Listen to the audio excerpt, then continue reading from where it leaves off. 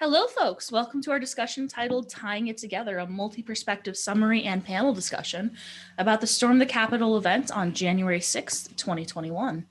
This panel discussion is being recorded on January 17th at 11 a.m. We're your moderators for this discussion. My name is Justin Goeman. And my name is Drake Burke, and my pronouns are they, them, theirs.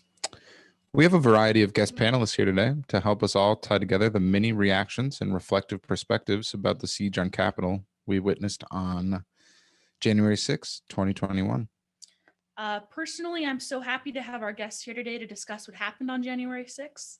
From 1 p.m. to 1 a.m. that day, I was on 3 devices. I was watching the news, contacting people, and I just kind of wish in a meme way that I could have had a twisted tea with some popcorn for the circus coming to town, because that would have been absolutely peak memery for me. In that time, I realized that I would love to have a more in-depth discussion and hear from more perspectives about what people thought about that day and how it impacted them. And this panel discussion is created from that wish. This discussion to me is necessary to address the build-up to these events, to examine the way it unfolded, and to tie together the many perspectives in the playing field. I also was completely engrossed watching these events unfold the day of and had many thoughts myself, but no real meaningful way to express them. So that's why I was happy to be a part. Yeah, I'm sure a lot of people can relate to that. From there, the structure of this panel will go roughly as follows. For the beginning of this recording, Justin and I will share a summary analysis of what has been stated about January 6, 2021. We will do it from the media and from politics so far.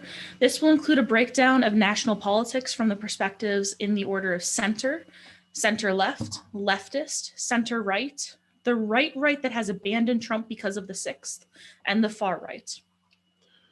And from there, we will share a brief summary of international reactions, predominantly through different newspaper headlines from around the world. One of our panelists will present later on how Canadians have reacted to the Capitol insurrection. And then lastly, we'll finish our summary by sharing a brief set of reactions to what happened specifically in Minnesota, which is where most of our panelists are from, and how several legislators have reacted to what has happened. An example being that Minnesota had its own Storm the Capitol rally, where the governor's son ended up being removed to a safe location away from the governor's mansion because of the potential for a threat. And then thereafter, the summary, we will open the floor to our panelists. Each will share an introduction of themselves, as well as what they experienced, how they experienced during the 6th, and what they remember most about the day. From there, we're going to open up the floor for our panelists to question each other a little bit. So with that, we're going to begin our summary.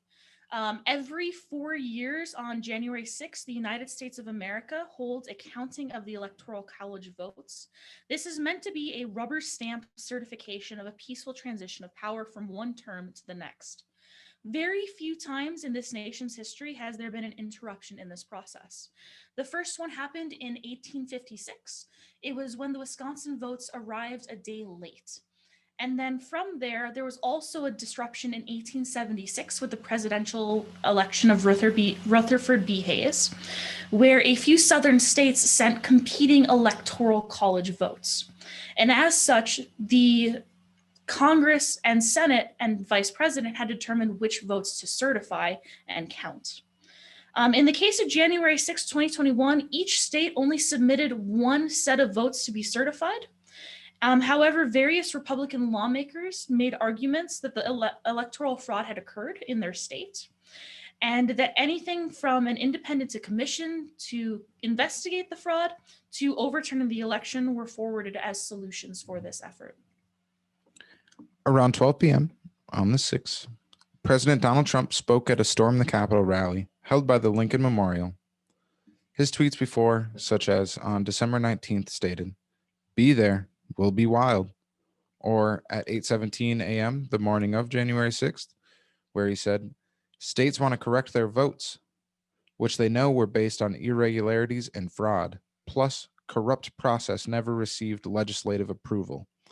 All Mike Pence has to do is send them back to the states and we win. This is a time for extreme courage. set the stage for a rally where the president called upon his supporters to never give up.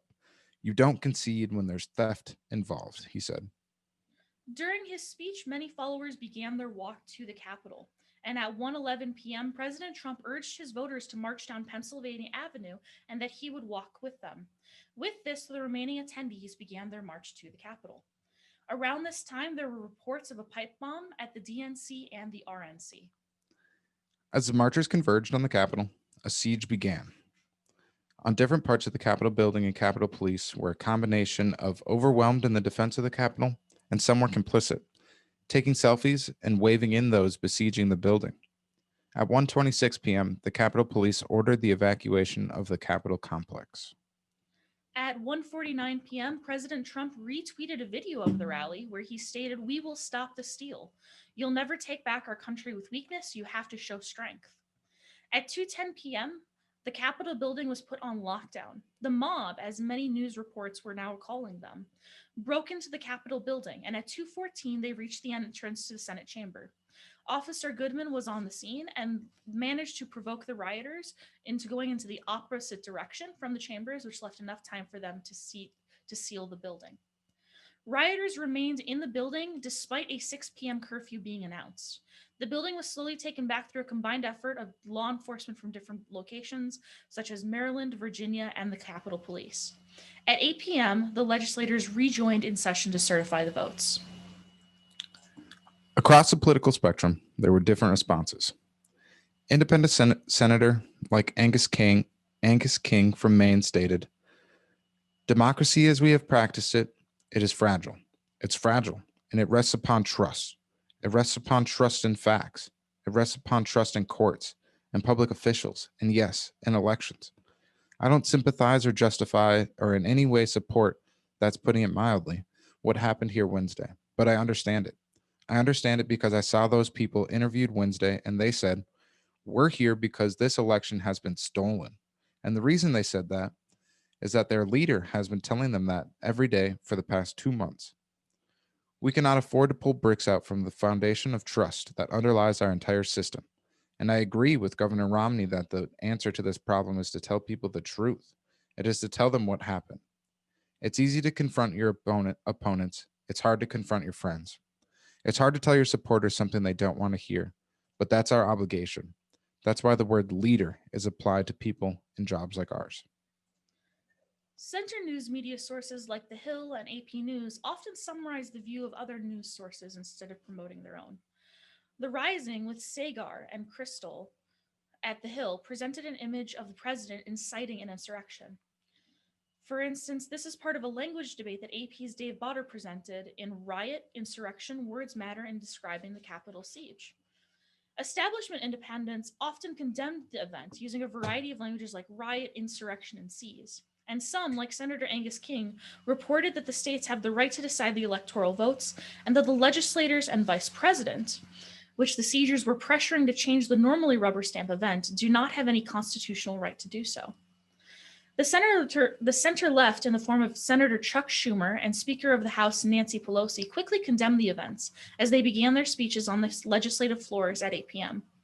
Each made strong remarks about the insurrectionists. Senator Schumer made calls for Trump to resign, be impeached, or to be removed through the 25th Amendment. The 25th Amendment calls for a removal of the sitting president by the vice president and the cabinet in the case of incompetence. Speaker Pelosi originally took a tepid approach in condemning the riot while considering impeachment, something that the progressive wing in the form of Ilhan Omar of Minnesota were already in the process of drafting. Since then, Pelosi has condemned the insurrection and brought forward the votes for both the call for vice president and the cabinet to bring forward the 25th Amendment, as well as after Vice President Pence rejected that call, the articles of impeachment were brought forward. The leftist branch of the political spectrum had no issues with virulently condemning the insurrection, many calling the act seditious or treasonous. News media such as Democracy Now! Speculated on how the rally may have been policed differently if those at the Capitol were not white. They made comparisons between BLM protests that had happened earlier in the summer and been met with full retinues of riot-geared police. Representative Alexandria Ocasio-Cortez has held a town hall in the event where she condemned the rioters and echoed the article on Democracy Now! She also commented that she thought she may die that day, considering there were insurrectionists with military gear like zip ties, guns, and tasers. That was a possibility. Some of the insurrectionists built a gallows outside the Capitol and chanted, "Hang Mike Pence." Ilhan Omar during the siege tweeted, "Donald J. Trump should be impeached by the House of Representatives and removed from office by the United States Senate. We can't allow him to remain in office. It's a matter of preserving our republic, and we need to fulfill our oath." On the center right, Mitt Romney spoke as a voice of condemnation and humor, stating he knew what it was like to lose. During his speech on the Senate floor on the 6th, he stated, "We gather today due to a selfish man's injured pride and the outrage of his supporters, whom he has deliberately misinformed for the past 2 months and stirred to action this very morning. What happened here today was an insurrection, incited by the President of the United States. Those who choose to continue to support his dangerous gambit by objecting in the results of a legitimate democratic election will forever be seen as being complicit in an unprecedented attack against our democracy. They will be remembered for their role in this shameful episode in American history. That will be their legacy." The objectors have claimed that they are doing so on behalf of the voters. Have an audit, they say, to satisfy the many people who believe that the election was stolen. Please. No congressional-led audit will ever convince these voters, particularly when the president will continue to claim that the election was stolen. The best way we can show respect for the voters who are upset is by telling them the truth. That is the burden and the duty of leadership. The truth is that President-elect Biden won this election. President Trump lost. Scores of courts, the president's own attorney general, and state election officials, both Republican and Democrat, have reached this unequivocal decision. We must not be intimidated or prevented from fulfilling our constitutional duty. We must continue with the count of the Electoral College votes. In light of today's sad circumstances, I ask my colleagues, do we weigh our own political fortunes more heavily than we weigh the strength of our republic, the strength of our democracy, and the cause of freedom? What is the weight of personal acclaim compared to the weight of conscience? Leader McConnell said that the vote today is the most important in his 40 years of public service. This is not because this vote reveals something about the election. It's because this vote reveals something about ourselves. I urge my colleagues to move forward with completing the electoral count vote, to refrain from further objections, and to unanimously affirm the legitimacy of the presidential election. Other speakers that night on the 6th, such as Lindsey Graham, stated things like, "Enough is enough is enough." Even at the beginning of the day, McConnell stated that the acceptance of the Electoral College votes should not be challenged by legislators. Fox News took a center-right approach most of the time, such as in their article, "Capitol riot fallout continues as ex-law enforcement officer says this should have never happened." Action came from people like Senator Kelly Loeffler, who removed her approval for challenging the Electoral College votes. Senators that did so were often met with applause on the House floor. For those on the alt-right, a variety of opinions have surfaced regarding the 6th. Some are proud of what happened and want a second round, while others claim that the rally was infiltrated by Antifa agents. One American news network has published stories like "Protesters defend protest," say protection around the Capitol was inadequate, and a discussion under the title "Eyewitness Details Firsthand Account of January 6th" to one American news employee, Jack Posobiec, spoke with the National Pulse's Regime Kassam. Each of them state that the recordings that they took on the 6th and the recordings that others took were different. For instance, recordings that others took should show different timestamps because what they personally saw was different than what was happening as things were being live streamed. They argue that only a small group of protesters went into the building and that the group was already at the Capitol before the president spoke at his rally. As such, the people at the Capitol were not listening to the president and thus were not incited by the president. So just briefly, we're going to zoom our lens out, look at some of the responses we saw internationally. International reactions have been mixed. Some countries, such as Russia and North Korea, are showing the images to their people to show them how horrible the United States is and why democracy is supposedly a bad idea. Others, like those in countries that have experienced U.S. imperialism, were cheerful at the chaos. American allies condemned the attack and worried about the state of American democracy and stability. If you just look at the screen real quick, I'm sure you've been following along. You can see a couple of the headlines from across the globe, such as this headline from India: Ku Klux Klan, Don triggers mob and rob bid. Coup, statement being a pun, coup spelled C-O-U-P instead of K-U. So we found that kind of funny. I personally do. The Indian Express, Trump's democracy, spelling out the word mock within the word democracy, as if Trump is mocking democracy. This headline from Kenya: Who's the Banana Republic now? I also found that one kind of funny. Yeah, I personally, all three of those are my favorites of the ones that I've seen. I wish I could read some of the other ones. I'm curious what they're saying. I'll have to translate after this. One of them, for instance, says Trump provoque le chaos at Washington. So Trump provokes chaos at Washington. Democracy fractures. That's the main things. Yeah. Okay. So with that, then we're going to zoom in. Many of our panelists are from the state of Minnesota. And so with that, we wanted to do a brief of what has happened as reactions in Minnesota. So in Minnesota, a Stop the Steal rally took place at the Minnesota Capitol. During the event, a few legislators like Representative Ackland and Representative Munson spoke to the crowd. At one point, Ackland, a prior nurse, stated that she was glad to see so many unmasked faces. As rhetoric increased, state troopers elected to remove Governor Walz's son from the governor's mansion in fear for his health. Senator Omar and several other Democrats then are calling for potential repercussions for those like Ackland and Munson that took part in the Minnesota rally, or those that have voted against the Electoral College certification, like Representative Jim Hagedorn. The day was ubiquitously condemned by Democrats like Senator Amy Klobuchar and Representative Ilhan Omar, with Omar even writing the legislative draft for articles of impeachment. Senator Klobuchar was one of the readers of the Electoral College votes for certification. She strongly has stated in reaction to what has happened: despite the unfounded conspiracy theories Senator Cruz touts, he knows that high-ranking officials and President Trump's own Homeland Security Department have concluded that the 2020 election was the most secure in American history. And if he wants to improve the numbers in his own party that he just mentioned of people believing in our elections, maybe he should start consulting with them. Or maybe he should start consulting with former Attorney General Barr, who said that he has found no evidence of widespread fraud in the 2020 election. We don't have to go back to 1877, my colleagues. Senator Cruz knows that 80 judges, including conservative judges, including judges confirmed in this chamber, nominated by President Trump, have thrown out these lawsuits, calling them baseless, inadequate, and contrary to the plain meaning of the constitutional text and common sense.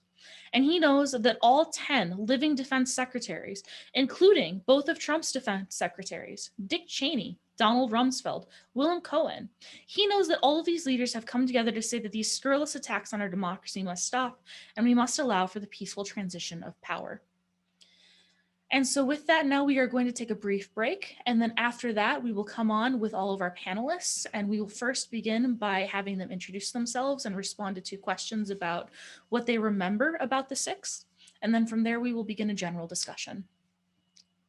Yeah. All right, well, welcome back. I guess if you're watching, that was a pretty short break. It was like 20 minutes for us, but if you're watching, it was like 5 seconds. So welcome back.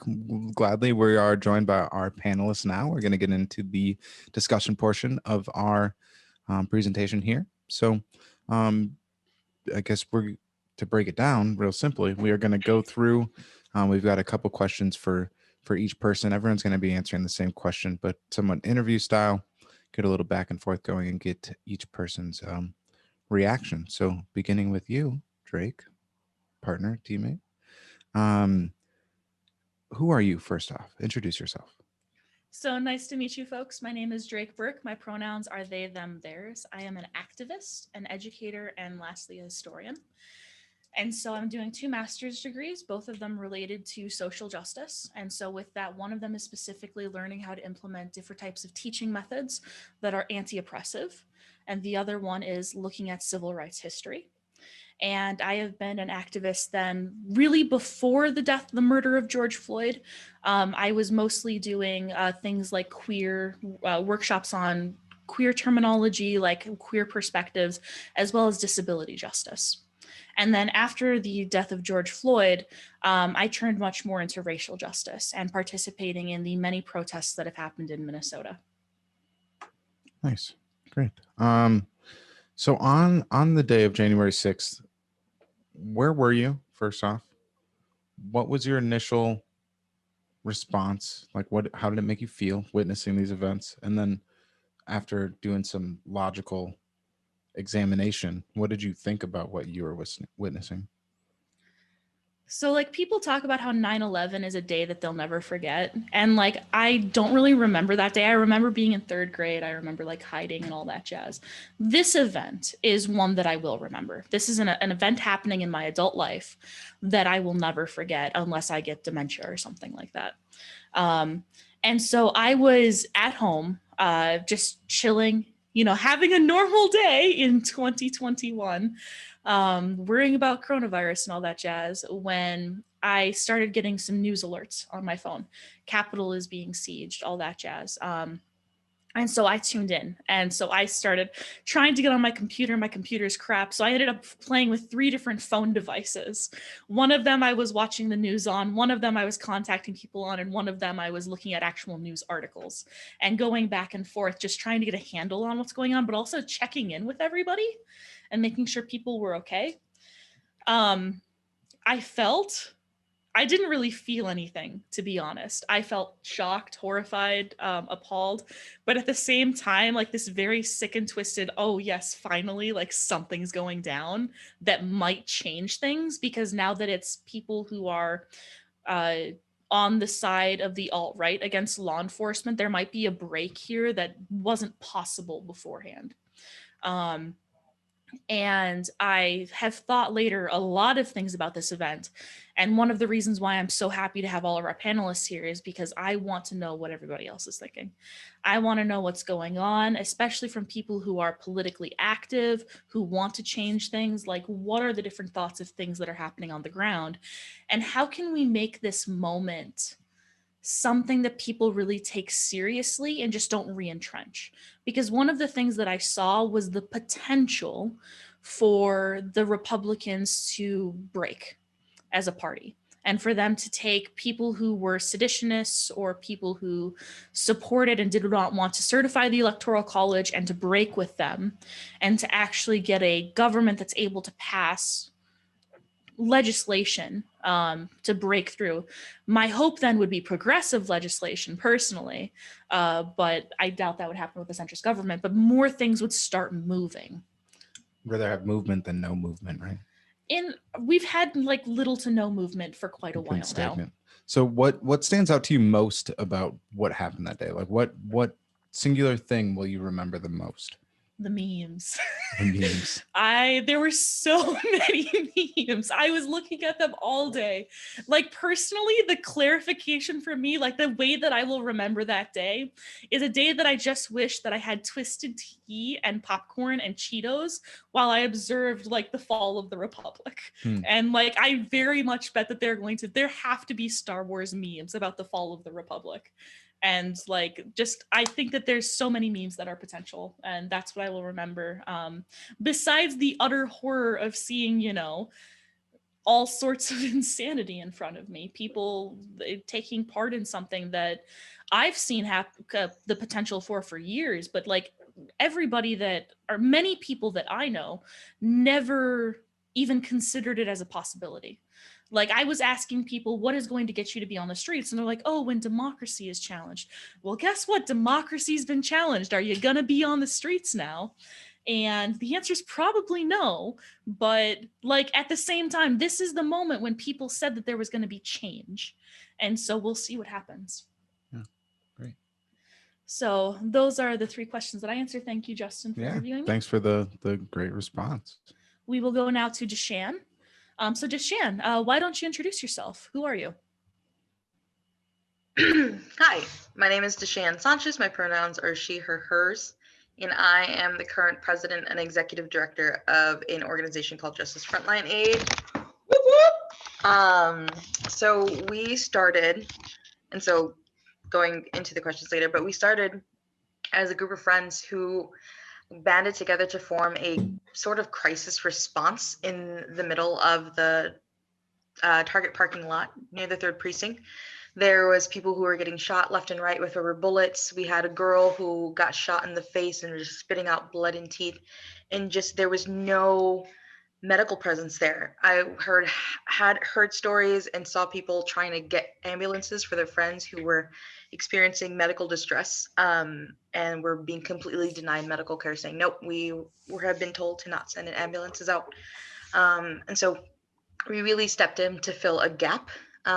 Over the course of the last couple months, we've moved from being a crisis response team to just showing up at regular protests, handing out Gatorades and waters and making sure people have first aid. And so that's what I do. Or what is the first question? What did I think of January 6th? Yep. So basically, where were you on January 6th, and what did you feel and think about that day? Yep. So I was here. I have a really bad habit of sleeping in the office. It's a go world. We have a protest maybe every other day. So we're doing behind the scenes of making sure we have all the marshals, making sure the routes are safe, making sure that we have all the medical supplies and medics. So the last couple of weeks had already been busy with election season, and gearing and preparing for the new year. We just had the Dalal Eid shooting that we were out super late for. So I live here at the office basically. I had just went downstairs to go get coffee. We had slept here overnight and we're about to be ready. There was an event scheduled for that Wednesday already. And started seeing things on my phone of the Capitol's been sieged. Trump's supporters have taken over the Capitol, and having that visceral moment, like, oh my God, this is happening. I went upstairs, woke up my assistant executive director Simeon, and just showed him the phone. So we pulled up some live feeds of what was happening, and I remember being at the 3rd Precinct and watching tear gas fly, and that first night, and watching just crowds of people running in smoke. So for my undergrad, I did intercultural studies and spent some time in Egypt post the revolution. But I remember looking at that and thinking, as like, oh, I thought I would spend the rest of my life in some refugee camp overseas. But little did I know, like, good old white Minnesota would be the place that I would end up living out some of those things, and having that moment again of watching government being taken over post-election and feeling both shock and not. I think Americans often have the notion that, oh, of course not us, of course not me. It's over there, and it's their coups, and it's their failed democracies, and just saying we are not above that is one of the big emotions that I felt. On like a grand big picture scale, on a organizational scale, we had people we were going to send out that day. So my instant reaction is, if they are doing that there, they are going to do that here. And like getting like, hey, we need more bodies, putting on our JFA patches and all like extra vests. I was like, we're going to need more security, we're going to need more people, and just instantly going into, there's a crisis that I have to respond to, and how do I do that in order to keep our community safe? And then like at the deeply personal level that I processed later once the event was canceled is, especially as a person of color, in doing the work that we do, I've always, it's why I got the tattoo that I got. It's an if I perish, I perish. The reality that when we signed up to do JFA, we knew that we were putting a big target on our backs, me and Matt Allen, who's the founder of it. But the reality of how easily that target can be hit. We watched white nationalists take over one of the most, or at least should have been, secure buildings in our nation. that easily, if they want to come into a protest and shoot all of us, there is nothing stopping them. And more of the hurt and the pain of, even if we knew that was happening or we had those people in our nation, the masses of people who are making excuses of that and clearing the way to say, yep, you can do that, was very hard to process as somebody whose goal is it to keep the community safe, and as a person of color who doesn't even feel safe in their own country. Just to clarify, earlier you spoke and you said tear gas was in the air. Were you stating about the week of May 25th when George Floyd was killed? Mm-hmm. Yep, just wanted to make sure for that. And for you, what do you remember most about January 6th?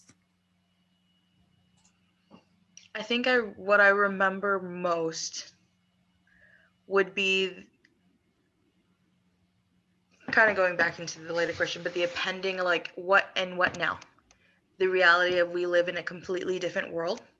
And the not losing the weight of that moment of exactly that. I think 9/11 is a great comparison of, it's that moment for so many of Americans, like from now on everything has changed in a lot of big ways. Going back, like I said, I think that's just doing the work that we do. There's a crisis, how do we respond? In that moment, it was like, how do we protect the people that we're sending out today? And then I think I will always remember seeing the woman get shot. There was a live feed of them trying to take over the chamber, and you just seeing the woman get shot in the chest and instantly just saying, yep, she's dead, 100%. And kind of how that's been a very just common sight in America, like watching the people who try to help in Kenosha with Kyle Rittenhouse and watching someone die online. The amount of people that we had to have seen to die in real time through like our live videos is crazy. I'm just saying the reality of we're going to see much more of that, unfortunately. Okay. Thank you very much, Deshann. Mm-hmm. Justin? Yeah. Hey, first and foremost, hey, Brant, thanks for joining us. You said you're late, may not be able to stay for the whole thing. That's okay. Should we, let's just jump right to you then, Brant. So we've just got a couple interview questions that everyone is answering, but I'll get to you so you can get out of here right away. I'm curious what you have to say, but first and foremost, want to introduce yourself. Tell us, who are you? Yeah. Hey, Justin. Is my audio okay? Yeah, you sound great. Cool. Who am I? Well, I guess the easiest answer to that right now is I've been focusing on running content that explores depth psychology and group psychology. My educational background is in social organizational psychology, and I've done work in wilderness therapy for about 7 years and currently run an organization that does rites of passage work and mentoring for boys in North Carolina. So that's probably the quick and easy there. Yeah, very nice. So on January 6th, I'm sure you witnessed it just like the rest of us. Couple of questions. First off, where were you? And initially, what was the feeling that you had in response to what you were witnessing? And then after logical examination, what did you think about what you had witnessed? Yeah, okay. So that was a Wednesday. I think I was probably mostly puttering around trying to get work done at home. I've been trying to intentionally create a little bit more healthy distance from certain of my feeds and really been like kind of editing and curating those a little bit better, because I think that just for my own emotional well-being. So I was not necessarily, I think I was reading a lot about it after the fact. And I don't know if I have that light bulb moment, like when I was in high school, I was in 9th grade for 9/11. I remember being in class and I remember like watching the second tower come down in real time, for example. Like I have like flashbulb memories of that. I'm not experiencing the same effect for this, because I think there was a lot of intentionality around me just like removing myself from real-time news on that day specifically. What were the second and third questions? Yeah, it was so yeah, where were you? What was your initial reaction? But then after examination, what are some of the thoughts that you've gathered about what you witnessed? Or Yeah. what we witnessed, I suppose. So I'm in a place where I think it's very hard to kind of know what's what. Like, I feel like the information streams have gotten polluted to a point where it's really hard for me to confidently talk about things that have happened on that national level in a way. And I don't mean that as a cop out. On the face of it, yeah, it seems very troubling.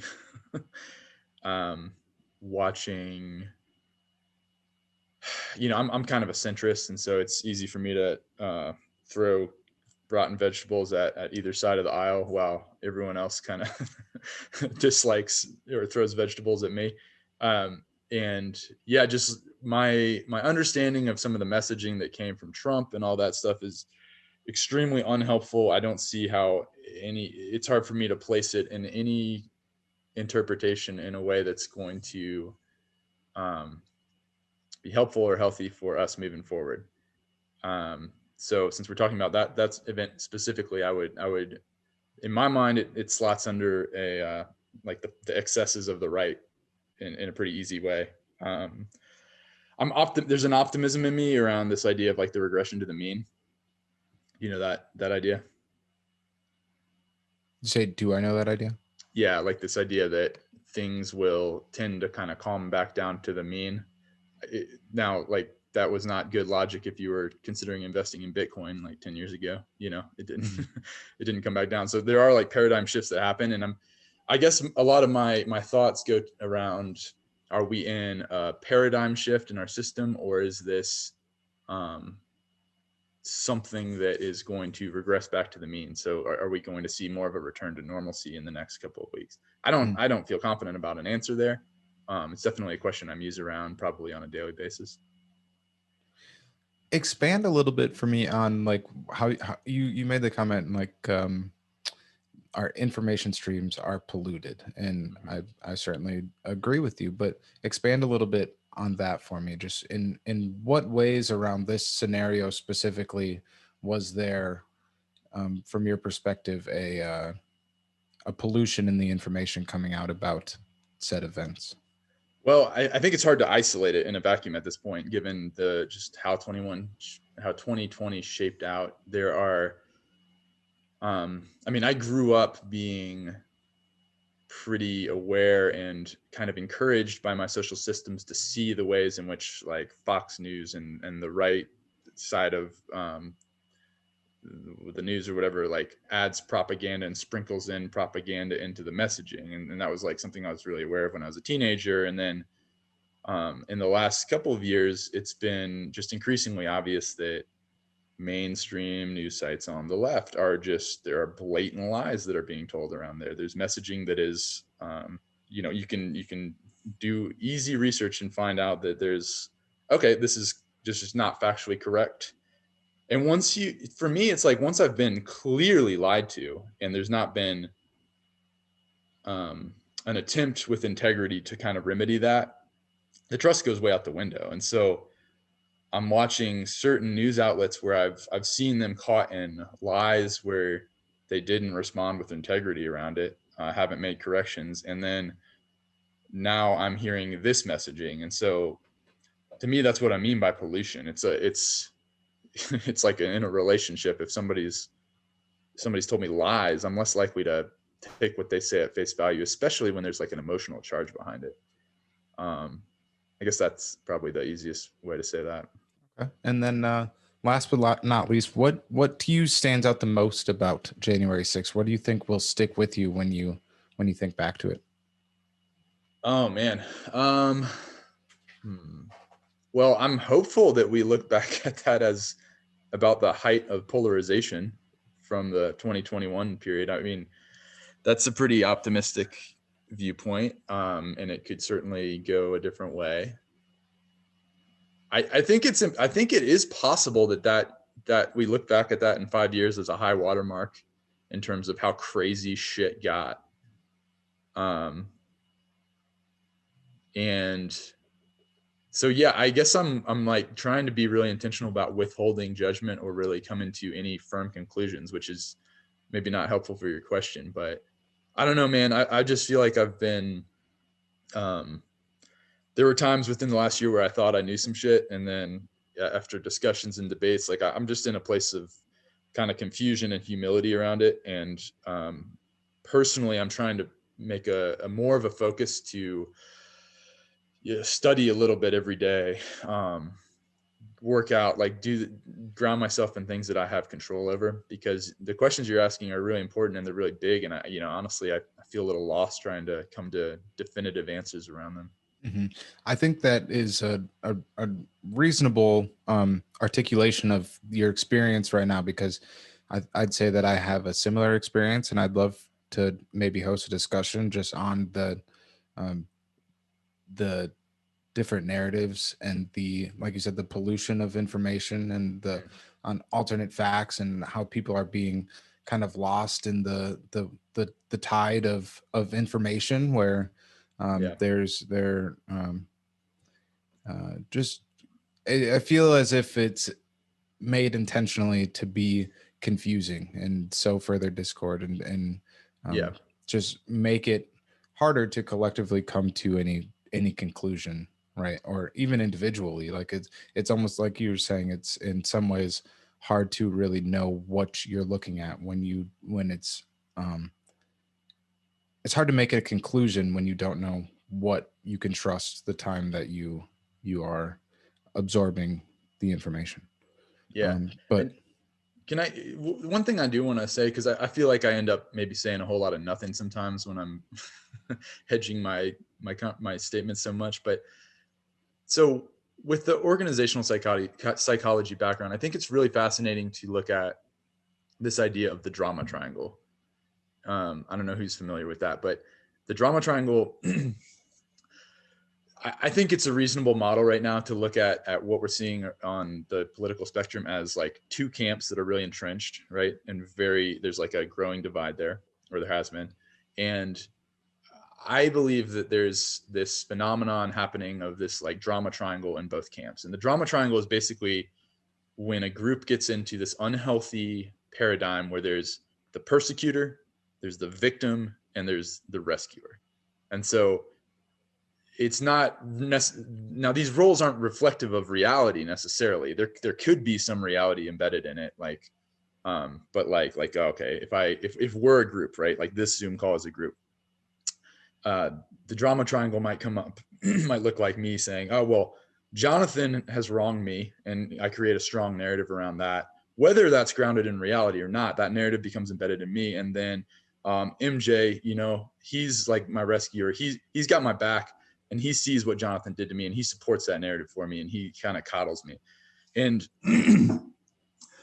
I'm going to do a video on this soon on my channel, looking at the Hercules and Hippolyta myth, because I think that like really illustrates it really well. I won't go like super far into that, but like this may be controversial, and feel free to disagree. But my belief is that on the right, you see there's a victimization there where the mainstream media is the persecutor. And it's like, you see a lot of messaging where like, look what they're doing, look how bad they are. And at least in some people's mind, I think like Trump is the rescuer, and he's protecting us. He's protecting them, or us, or the US from like the swamp. This is like the narrative, right? And then there's like the common man is like the common person is the victim in that like little narrative. I'm not saying everybody on the right, but there's like a general narrative that I see on the Twitter feed that's reflected in that. And then on the left, I would argue that we were seeing for a while, and it might be shifting based on the January 6th stuff and like the role of police in addressing different riots. But I think like police were auditioning for this perpetrator role where they're the bad guys, and like this revolutionary mindset and was coming up, and the allies or people who were very much into what I would call like social justice messaging were stepping into what I would consider a rescuer role. And in that system of messaging, the Black Lives Matter, like that was, again, I know this is controversial, but I would argue that the narrative there was that Black people are the victims, the cops are the perpetrators or the persecutors, and people who are awake to this are the rescuers. And so I don't want to just stand on my pedestal with this, but I think that it's interesting to look at how this like triangle shows up and how this narrative shows up on different sides. And disarming that means like having some dialogue around it. It's a bigger conversation, but I guess that'd just be one like framework I would offer that I think can be helpful. I think we see like two camps, each enacting their own drama triangle, which has varying degrees of connectedness with reality. But whether it does or not, the fact that that narrative is in play implies a dynamic that isn't healthy for the system. Well, Brant, thank you for all that you put in there. Is that digestible at all, or does that just sound like a yeah, absolutely. Okay. No, I appreciate the perspective. Definitely.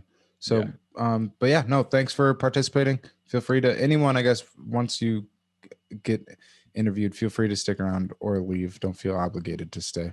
But yeah, we'll move on then. Cool. So is this going on the We Are One? It's more general, but yeah, it'll be on some of the We Are One stuff. Yeah. Yep. Cool, and then once we interview everybody, there's going to be open discussion amongst everyone, so you can inquire to each other.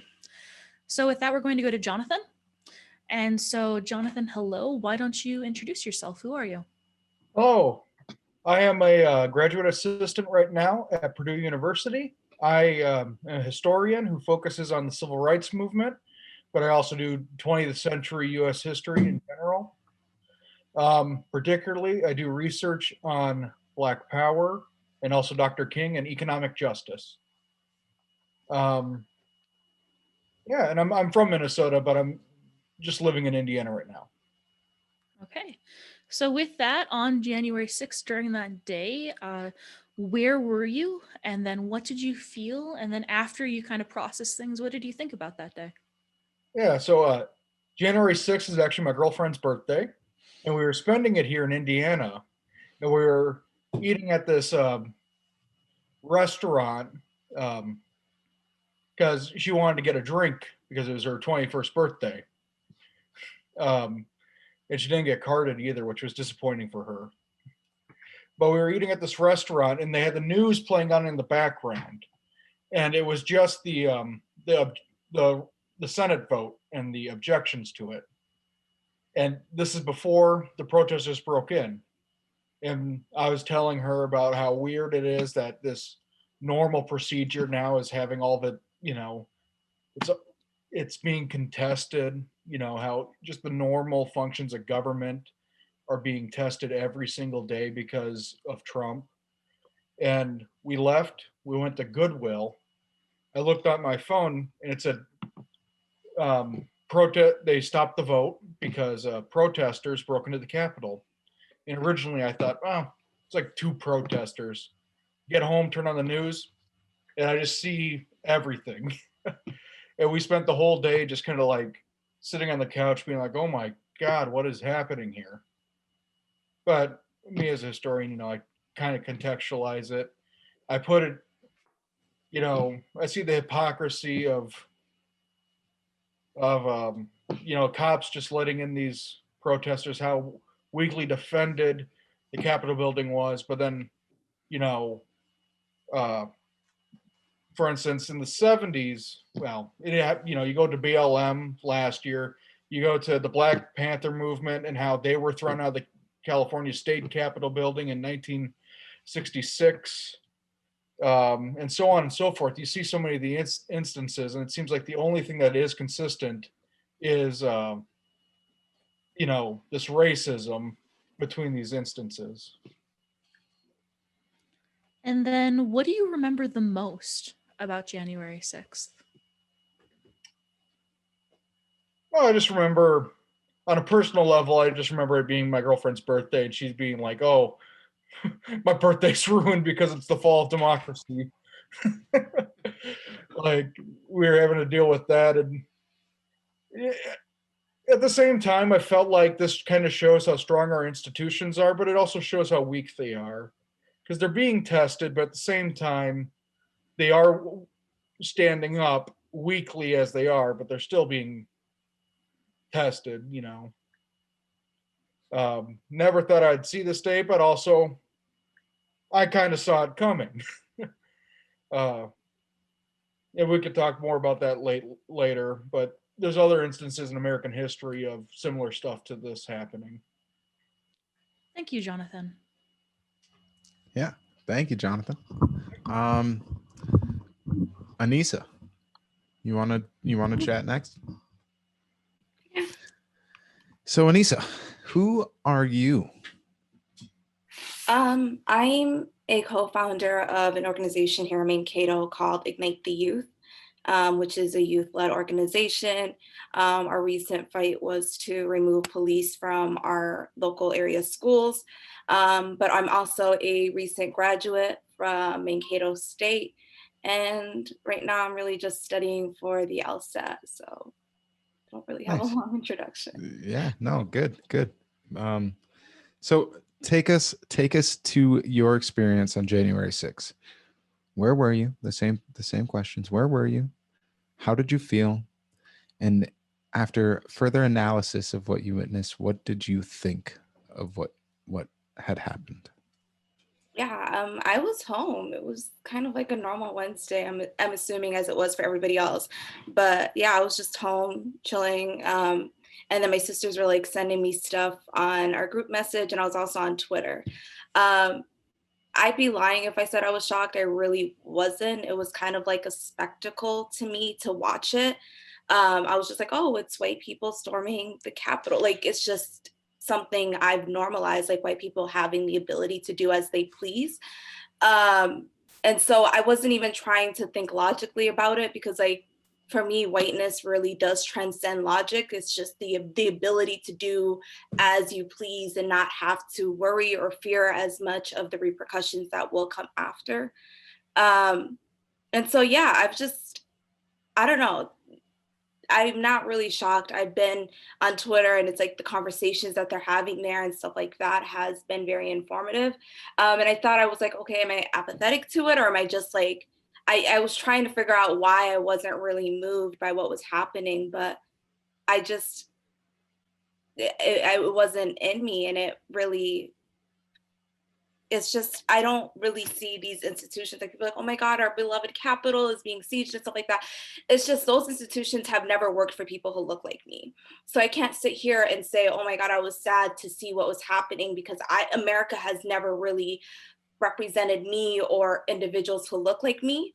What I was more so thinking is, what legislation is going to happen, or what legislation will come about after this, and how is it going to impact individuals who look like me? Will there be another Patriot Act 5.0 where more Black and brown Muslims will be targeted, more Black and brown neighborhoods will be surveilled and police? Like, I was thinking about the fallout that's going to happen for individuals who look like me, because oftentimes, more so than not, white people really don't face the repercussions of their own actions. It's usually placed on other individuals who are oppressed that don't look like them. Just briefly, do we know is it the Coup Act that is addressing like the Patriot 5.0 that's been addressed? Does anybody know that for certain? There has been another surveillance bill that was forwarded. I'm not 100%. Recently? Yep, right after January 6th, there was a new one that was forwarded. I believe it's called the Coup Act. I will check on that. Yeah, I don't know the name of it. I would agree that any further regulation as a result from what we witnessed on the 6th is likely to be dangerous, just to our freedom in general. But go ahead. Sorry. No, and you're also watching the news that day was very triggering. Like CNN and MSNBC, like, that doesn't happen here, it happens in other places, but they don't have the analysis to put together that American imperialism does that in other countries and in other places, that you reap what you sow. And that really was shown on January 6th. that we are over here undermining other individuals in other countries, not expecting it to come home to our nation. And so it's just, when I was watching the news, I'm like, why aren't they able to piece together what happened in Bolivia before the recent election, what's currently happening in Cuba, what's happening in Venezuela, and how America is literally meddling in that and undermining them. And they're providing aid to like Venezuelan freedom fighters, like millions of dollars, and they can't even provide aid to their own constituents. And so it's just, for me, it was just another show of how the US empire is in decline. And I'm not willing to participate in saving this because it relies on our slow deaths. And so I'm just kind of sitting back and watching this empire fall. And I'm hoping what comes after this is something that will be beneficial to all individuals. And so that was just also another thing that was very triggering, is watching the news. Like, this doesn't happen here, but not them having the analysis to put two and two together. And also, how I felt about it, it was like going on Facebook and people pulling up if it were Black people, and how that in itself is triggering because they're making Black death a spectacle in itself. How we've been saying from the summer, policing is very anti-Black. So I don't need you to pull up more Black death for you to show us that policing or the way in which this country is just, it's anti-Black as it is. And so what are we doing to build a more just world? And I don't consider myself a Democrat or Republican. I don't really transcribe to the electoral process here because I think it's a farce. I don't really invest in it. I'm trying to invest in what we can do when this stuff comes to a fall. And the way it looks, it doesn't seem as though it's going to last very long. And so I'm in the process of how do I work with other individuals to build something better, because I refuse to fall into the trap of this is our democracy and this is our, I don't, personally, I refuse to transcribe or believe in that. I kind of went on a rant, I'm sorry. Oh, good. Rants are welcomed here. Don't even worry. But Anisa, side note, are you related to Ilhan at all? You No. share a surname. That's why I asked. Yeah, no. Okay. Just curious. Okay. So final question then for you. What to you is going to stand out the most when you look back on January 6th, 2021? To me, it's going to be the amount of videos that I've seen of Black death. That is what's going to stand out to me the most. Like going on Facebook, like this person was killed for like breaching the Capitol grounds, a Black woman and her child is in the back. Like that's triggering to me. And that's something that keeps standing up, is Black death or Black individuals being used as objects in this, and by liberals as well. We need to point that out. And then what's also going to stick out to me is how the narrative of policing is changing. Like, oh, like a Black man saved congressional people, and like we need to praise this, and this is why I know Joe Biden is going to use this as to why we need more funding for police, even though he hasn't really hid that fact that he does support funding or investing more dollars. But it's just seeing how the Democrats will flip this, or how the so-called progressives in the House, the squad, was too busy talking about, oh, we're going to go on to a second impeachment, but not focusing on the legislation that would surveil more Black and brown people and put more harm onto Black and brown people. Like, it's just the spectacle of progressiveness in this country, and how I see a lot of individuals falling into that trap. For me, it's like they're one and the same. It's just two sides of the same coin. Well, thank you very much, Anisa. With that, we're going to go to Gerald. Move this a little closer. So with that then, Gerald, why don't you introduce yourself? Who are you? Hey, I'm Gerald Multiperspective. Unlike, I think, most of you, I'm not American. I live strictly in Canada. I've lived in border cities my entire life, so I am somewhat familiar with American politics and following it closely since about 2012. My educational background is in psychology, branching out into political science and history. So with that then, on January 6th during that day, where were you? And then what did you feel while it was happening? And then afterwards, as you thought about it, what did you think about that day? Well, my province is in lockdown, so I was at home. And I was actually playing cards with my in-laws, and my father-in-law came into the room. He's like, hey, like, you're going to want to see this. And so we sat down, and I remember thinking, as a few of you have compared it to already, it felt like 9/11. Like, it felt like I was watching something absolutely transformative. And my first thought was, A, how does this happen? And then B, is this the next Civil War? And what does that mean for the rest of us? Just briefly, could you we'll ask later on that, but what do you mean by what does this mean for the rest of us? Oh my God. So I feel like Americans, in general, I think you guys are all probably fairly well educated, so somewhat aware of America's place in the world. But Americans in general have a tendency to vastly underestimate how important the country is to the geopolitical ecosystem and what their influence has been, both positive and extremely negative. America has had effects on both sides of that spectrum.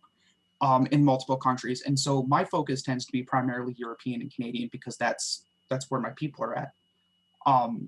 But I know, for example, South American imperialism, Middle Eastern imperialism, things like that have happened. And so what happens to America has an extremely adverse effect to every other person who lives on the planet.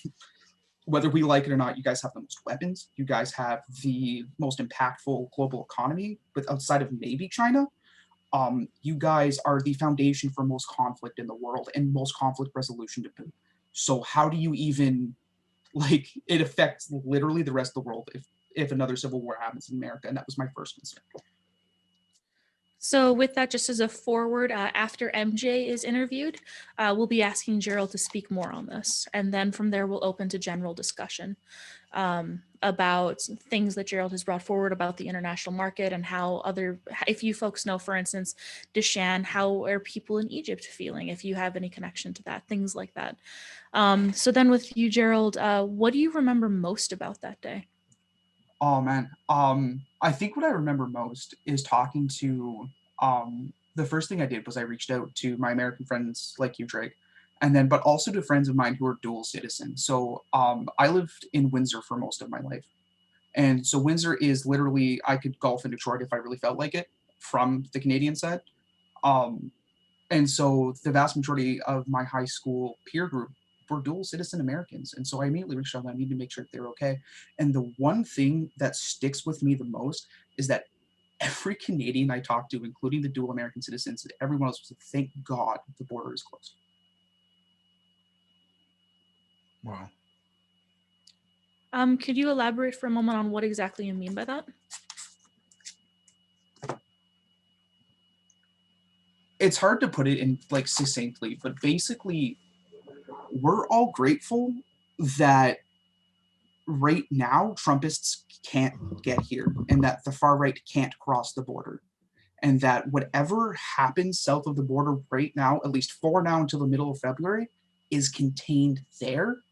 And that whatever structures we have in place to deal with the far right now, in terms of CSIS, in terms of grassroots activism, stuff like that, can actually deal with whatever problems arise on our own without having to import issues from the States. Thank you for your thoughts, Gerald. Yeah. Thank you, Gerald. Michael. What's happening? Hey, Justin, Drake, thank you guys for having me. I've been following you, Justin, since, so a little background on who I am. Born and raised in Minnesota. I went to the University of Minnesota Duluth and got a degree in economics and marketing. I was up in Duluth and I was actually on my way moving down to here in Texas because of the pandemic. The day and the days following of George Floyd, his murder and the fallout preceding that. And my initial reaction was just shock because I was leaving my home as the place was in just utter chaos because of everything that was happening. And, you know, rightfully so. I mean, I have friends who are on both sides, people who were studying to be police officers and people who were down in the fights. And I just remember watching your live streams, Justin, like the whole time, because I'm like, I can't be there to like walk and like help people and make sure like people are staying safe, because what you were doing, leading those peaceful protests, was like super inspiring, man. And I touched by it. And I wish I could have been there, but, moving down here. And so I guess kind of moving into like where I was on January 6th was I was here, I worked from home. I turned on my TV and just the first thing I saw was that the Capitol was being stormed. And my initial reaction was just shock.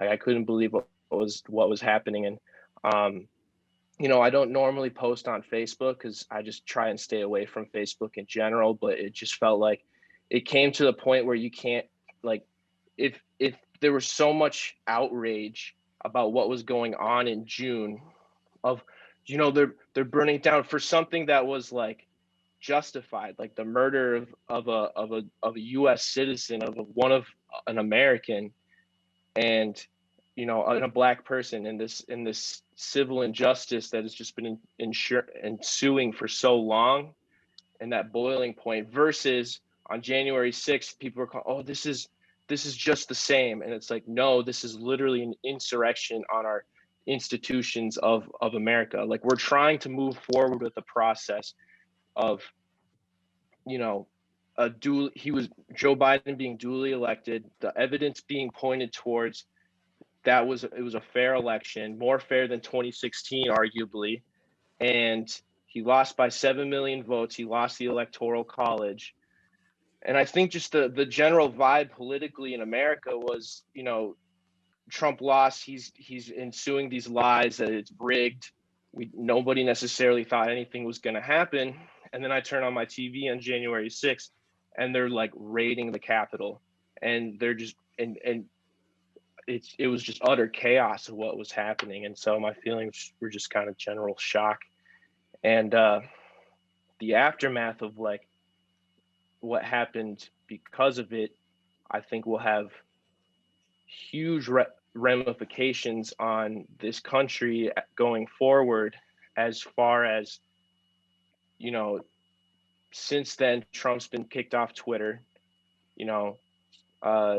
Parler was taken down by Amazon, the web servers, so they can't even have their sites up anymore.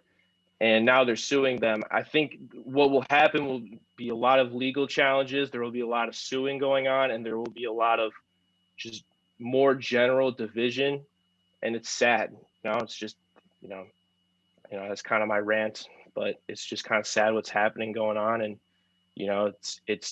it's time to speak up on it. It's been time to speak up on it, but I just, I don't know. So what is going to stand out to you the most of what unfolded that day when you look back on it in retrospect? Honestly, I think it'll be the political ramifications that come because of it. I think we'll see the Supreme Court coming in and making a decision on what constitutes civil liberties as far as social media goes in terms of free speech. It's obviously inciting violence on social media is abhorrent, but if you go on social media, there's a ton of that every day in all facets, like sports, left, right. There's just those people out there who just want to say, I want to kill you, because they're hiding behind social media. And I think with Twitter and Facebook and all of these private companies coming in and making the decision to wipe hate speech off of social media, while in the moment it solves our problem, I think going forward and long term, it may create more problems, if that makes sense. Yeah, it does. And I think just to expand on that a little bit, my thinking with that is like these private companies they've flexed on us a little bit, right? And they understand that they can almost assert their will on what is going over, what is being talked about in our public square, in our collective conscious, where we like these tools are intended for us to be able to be, hopefully be productive in like problem solving, and Right. it's rather Yep. And creating more problems as opposed. right. And it's not like Donald Trump being kicked off Twitter means he doesn't have free speech. He can still hold a press conference, and I bet you all those mainstream medias will be begging for the airtime, for the ratings and the money. Or if they refuse to do that, he has the First Amendment right to go stand on a street corner and say whatever the fuck he wants. But as of right now, private companies can determine whether or not your content is worthy enough on their site, which, it is a discussion in of itself. And I just think going forward, there will probably be some sort of legal discord going forward regarding that discussion. Yeah, absolutely. I follow you. I tend to agree with what you have to say there. So thanks for the input and the perspective. Yeah, appreciate it. Yeah. So with that, what we're going to do is we're going to transition over to Gerald. Gerald, if you could just share some more about the international perspective. And then once Gerald is done sharing that, any person, it's going to be an organic discussion. So any of you can feel free to ask either Gerald a question or to ask each other a question about something you'd like to learn, but it's an organic, open discussion. Everybody here has something that they can contribute for sure. I know that 100%. So, but first I'll share my perspective. Oh my goodness, thank you. Because we have to end with you. Yeah. Last So- but not least. Can I do that before we jump to Gerald? Is that all right? No, that's 100% what we were supposed to do. Okay. I just forgot. It's all good. It's all good. So with that then, Justin, would you please introduce yourself? Who are you? I'm Justin Goeman. Could you tell us some more about yourself? I'm just a person for the people. I find myself trying to curate discussions like this. I think it's important to consider the many perspectives. I have a good understanding as to like how people become who they are, and I think it's important to examine the ways that we see the world through the different lenses and the different makeup of individuals. Yeah. So with that then, on January 6th, where were you? And then what did you feel about what was going on that day? And then later, after some reflection, what did you think about what happened? Yeah. So on January 6th, personally, I was at work. Luckily, I'm privileged to have a job that's pretty chill. It's real laid back. Like you were with me all day yesterday at the store. We were just working on our summary and putting together this presentation. So I have quite a bit of freedom to do really what it is I want to do when I don't have anyone in the store to cater to. And so that day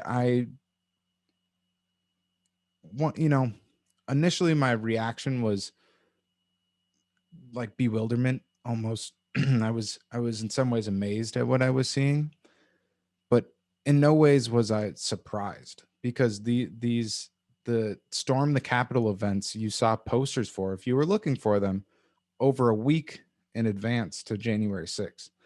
So part of my bewilderment was, why is everyone acting surprised? Because we knew exactly what was planned for this day. And I blame in part that like surprise on there's people that are afraid to sound the alarm on certain things. And I don't think we should be afraid to panic. Like I would rather panic at the threat of white nationalists overtaking one of our institutions, our U.S. Capitol building, than have what we had, which was a lack of police presence, a lack of security, and almost an enabling of the event by people that were supposed to prevent it, right? So I would have rather had that alarm sounded than people pretend to be surprised, because I don't think genuinely anyone was surprised, unless you just weren't paying attention to what has unfolded in our recent history and the narratives that are pushing people in the directions that it is. So yeah, bewilderment, amazement, quite a bit of frustration in that. That surprise thing. I was frustrated that the media was acting surprised, because they shouldn't have been. Like, I just went on about. One thing that stood out to me too was how, like, when I was live streaming the events in Minneapolis, I found it amazing how we had this access to technology, that we could bring people directly to the front of what was happening. Like, if you were at home viewing this the way that I was viewing January 6th, and many of us were, it was almost as if, like, some of the emotions I was feeling while watching were like as if I was there on the ground. So I was, and part of my amazement too was just that, like, I'm in Minnesota, this is happening in DC, and there's only a couple second delay between what happened and me witnessing it. So amazement at that. That actually makes me optimistic in a lot of ways, being that we have access to, eyes right there on the ground, because I think it's less likely that, we're seeing a lot of narrative being skewed and people taking different angles on their approach to addressing this, but it's harder to fabricate what happened when we all witnessed it from so many different angles as it happened, right? So it might be, you might have been watching someone who had a bias to their due to their participation. Like, a lot of people weren't there as journalists, they were there as participants, and they were live streaming. So you might have gotten that biased point of view as you were watching, but it's not in the same way that, like, the media represents things and they tell you how to think about things. When you're watching a live streamer that's giving off their bias, it's just a part of what you're watching. It's not being framed in a way that says, hey, this is how you're supposed to think about this. It's, hey, here's what I think about this, witness it as I show it to you. Does that make sense? I don't know if that makes sense, but besides that, also what stood out was the contrast in, like, when you and I and Deshann went to DC in August. Again, thanks JFA for that opportunity. When we went to DC for National Action Network's Commitment March and Rally, hosted by National Action Network, which is Al Sharpton's organization. The contrast between the police and military presence when we were in DC to what we witnessed on the 6th, I was dumbfounded by. Like, when we were in DC, you couldn't turn on a street without seeing an armored vehicle. You couldn't get to the Capitol. There was cement blockades 2-3 blocks away from the Capitol building and the White House. It was impossible to get that close.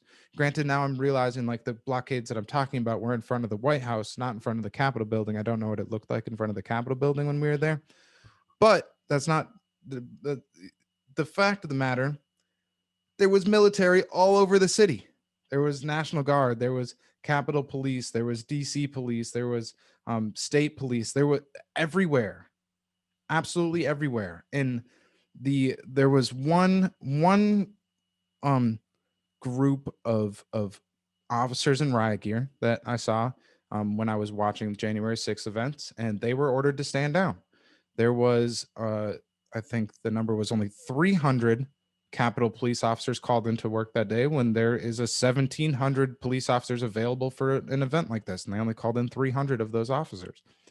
And then seeing the imagery of cops literally being the ones to remove the barriers and waving people onto the grounds of the Capitol. That just absolutely amazed me. Now the piece of, like, officers taking, like, selfies with protesters. Okay, there's an argument for that, where maybe the officer didn't want to escalate tension, so they're like, yeah, if I just take this selfie, this guy will leave me alone. So okay, I can understand that. Maybe it's excusable. Not really. Maybe it is, though. But removing the barrier and being the person, even if it's just one of those officers, if one of those officers is standing there moving the barrier, waving people into the Capitol, I just really don't understand it. So with that being said, I think that's also what stands out to me most, was that particular video that I'm referring to of an officer who's like, come on, come on, come on. That's what's going to stand out to me when I think back to these events. I just want to tie in for a moment. This is tying it together. A few things that you said. One is the statement that you could just watch these live streams and be literally seconds of a difference being in Minnesota. That's something that the One American News Network presented, that we summarized in our summary, is that they said that the timestamps between what was being shown on media and what was there that you could see states away, that they were different. And that from their perspective, that the timestamps were different. I personally disagree with this because there are so many live streams that we can see, but that is one thing that was brought up, is there's all of these different tactics to try to discredit what's going on.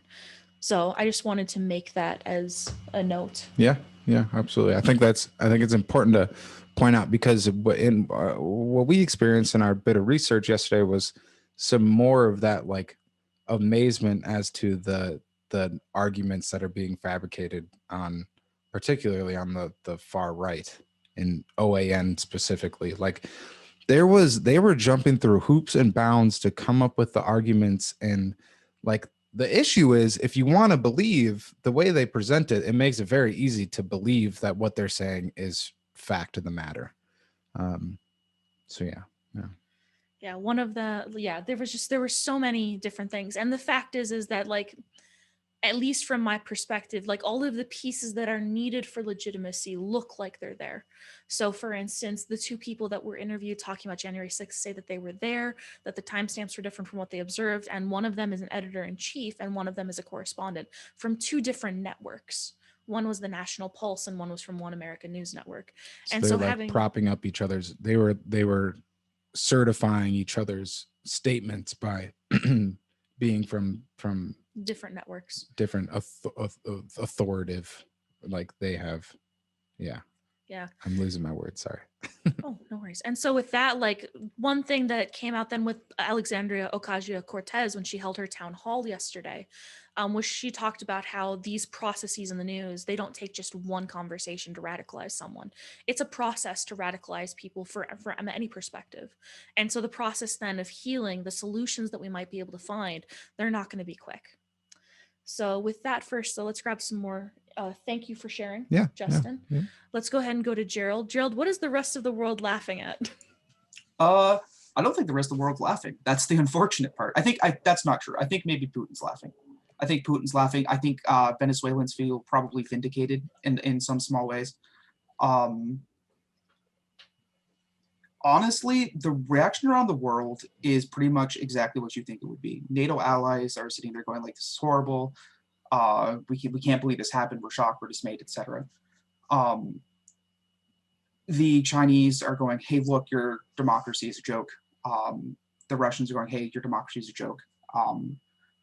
Iran has taken an interesting step, in my opinion, in actually just straight up calling Trump the source of every problem that America has, which I think was interesting, because they did stand by saying like, hey, your democracy is foundationally fragile, but they took the unusual step of blaming Trump for a lot of its current ills, calling him a blemish on the dignity of the American people.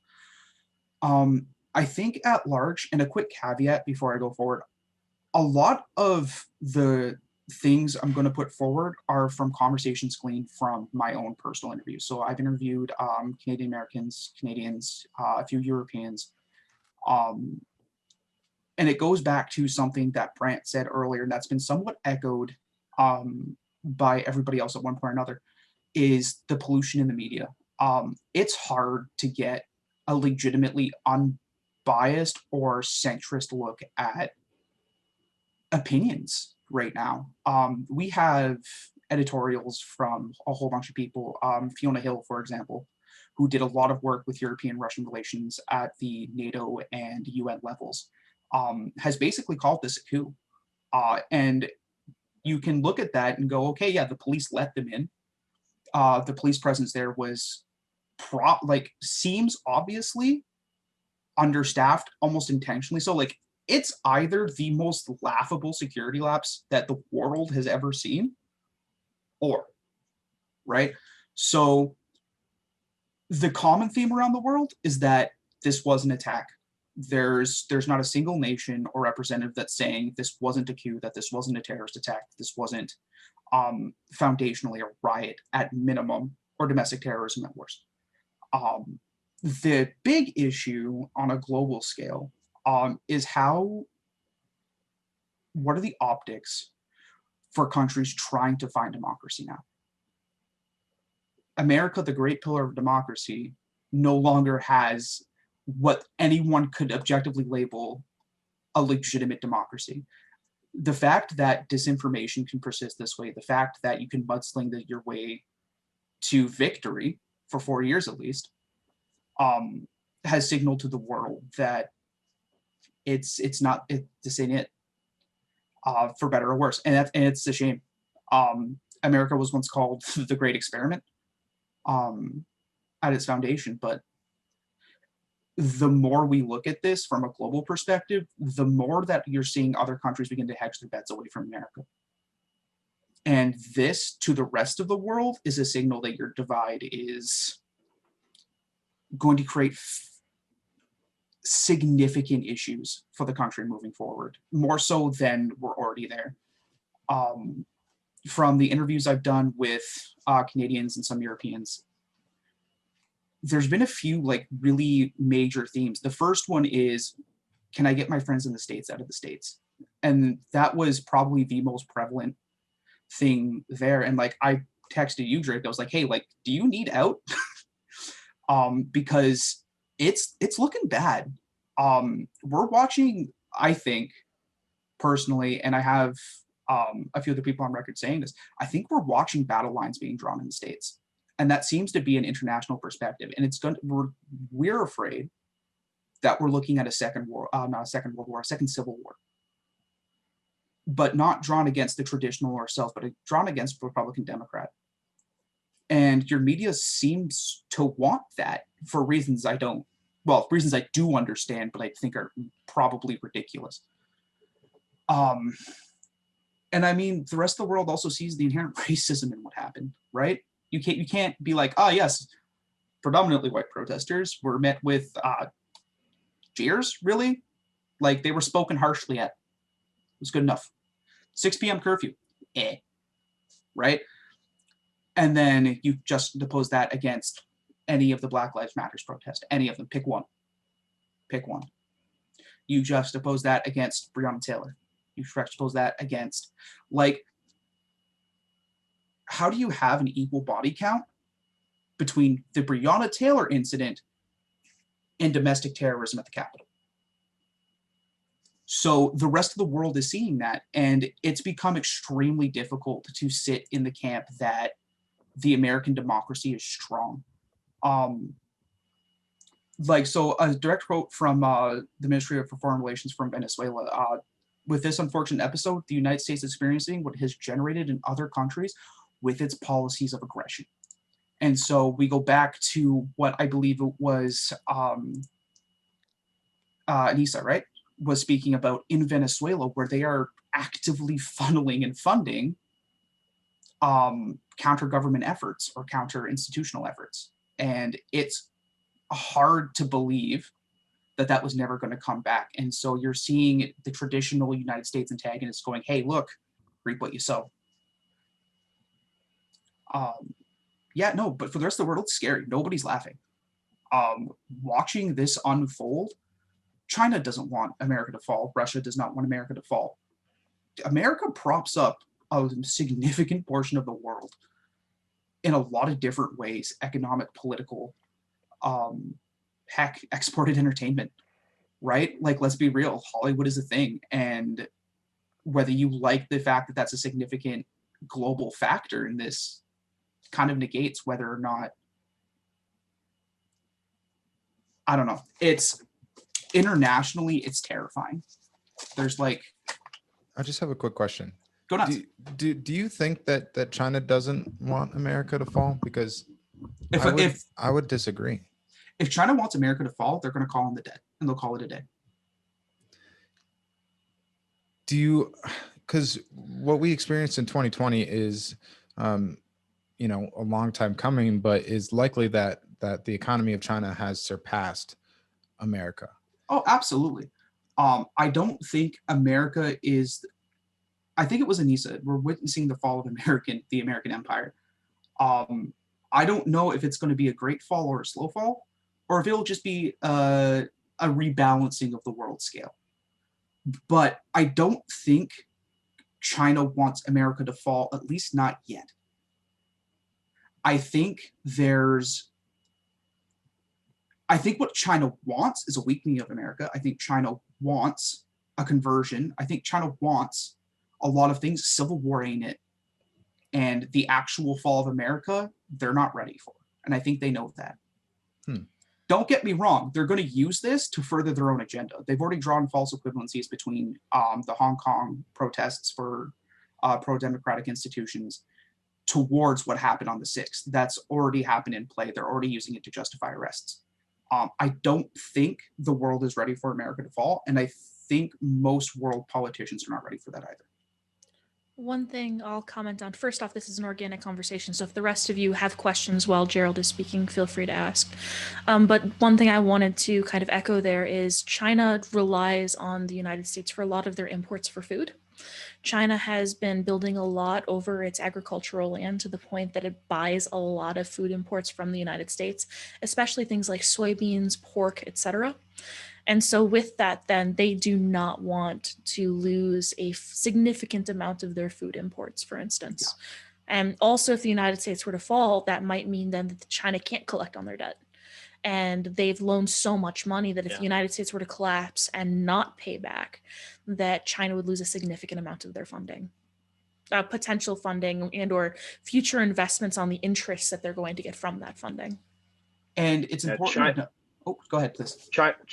China needs us. Like, you know, in the world that we exist in today, like without the United States, like you guys are saying, like kind of to echo that, like we have all this debt. They want, you know, they could just want to collect on it and they could call it a day, but you know, they could play the slow game and just try and gain more power over the United States, not necessarily witness the fall of the United States. But I actually have a question that can kind of pose to the rest of the group too, that kind of regarding what you're saying, Gerald. You know, the rest of the world's isn't laughing at what's happening, but with what's happening and what's supposed to happen in the next week with the Joe Biden administration. Now, you know, Joe Biden is his own set of problems. I think if the American people had their way, neither of these old men would be it would have been in charge or even in the election. But, you know, it just begs the question of there's just deeper roots within the American system that are rotting. And I think if anything, January 6th just kind of exposed the cracks in the American institution. And there are cracks, but I do think the idea of America is a beautiful one. And I think that's one that's been echoed of democracy and equality and the pursuit of happiness for all people. And I think in the 21st century, as us being young people, we have the opportunity going forward to kind of usher in a new state of, you know, like kind of like you're saying, of balancing kind of what is left and right. I think honestly we should get rid of the left and right as a whole. We're Americans. We're not Republicans and Democrats. At the end of the day, we're human beings. We exist on this earth. I have a question for you, MJ. So do you ever think the ideas of America has ever really been in the works in this country for everybody? And I don't know, because it's like the ideas you said were like right. No, I agree. Like it seems to be like a one step forward, two steps back. And if anything, we need to try and change the 2 steps forward to 1 step back, because I think there's going to be resistance at every obstacle, but is how do we overcome those, and how much length are we getting each time? And I think especially within this last year, I think we're seeing a lot of people who are fed up with what's happening. We're all sitting at home watching what's happening, and we're all kind of starting to say, this is bullshit. Like we we shouldn't be fighting, but we are, and we're fighting for good things on our, like, we're fighting for good things when we're fighting for love, and we're fighting for a world in which our future generations, if we bring children into this world, that our children can see a better lives than we're seeing. And that's kind of the idea of America I want to see going forward, is a world created for everybody. And I think there's a lot of potential in the younger generations going forward. I honestly believe that. I think we've been politically outspoken. We can harness the power of social media to start good movements and good conversations, and like we're doing right now, of just speaking out and doing something. I hope that I want to answers the continue question. Anisa's question. To Deshann, do you feel that this America has represented the interests of everybody involved for the entire time? And then Jonathan, you study the Black Panthers in the 1960s. Historically, as you've studied it, what have you seen? So let's start with Deshann and then go to Jonathan. It was in my face, so you could tell I wanted to say something. I think something, I've talked with a lot of people. And two things, going back to something that Gerald said, and I'll circle it back here. I think so what pays the bills is I work at Neighbor to House, which is a social service agency that primarily was started to help immigrants. And so I run a homework help from 4 to 5 and teach GED from 6 to 7 or 8. And one of my favorite people to talk to about this has been a kid named Hanafi. His family immigrated here, and the international ramifications, I told him, it's like, we can do homework or we can talk about yesterday. He's like, we're going to talk about yesterday. But even him, who's like, the international world saw the Capitol fall, and what that says to anybody who, as an outside force that wants to infiltrate us, is like, that was so easy. And the number of immigrants that I have worked with or teach who are just like exactly that, this notion that this place that was supposed to be a bastion of safety from so much of the world isn't safe, and the harsh reality of living in that. On the flip side, going back to what I think Anisa was addressing, is, but America was never safe.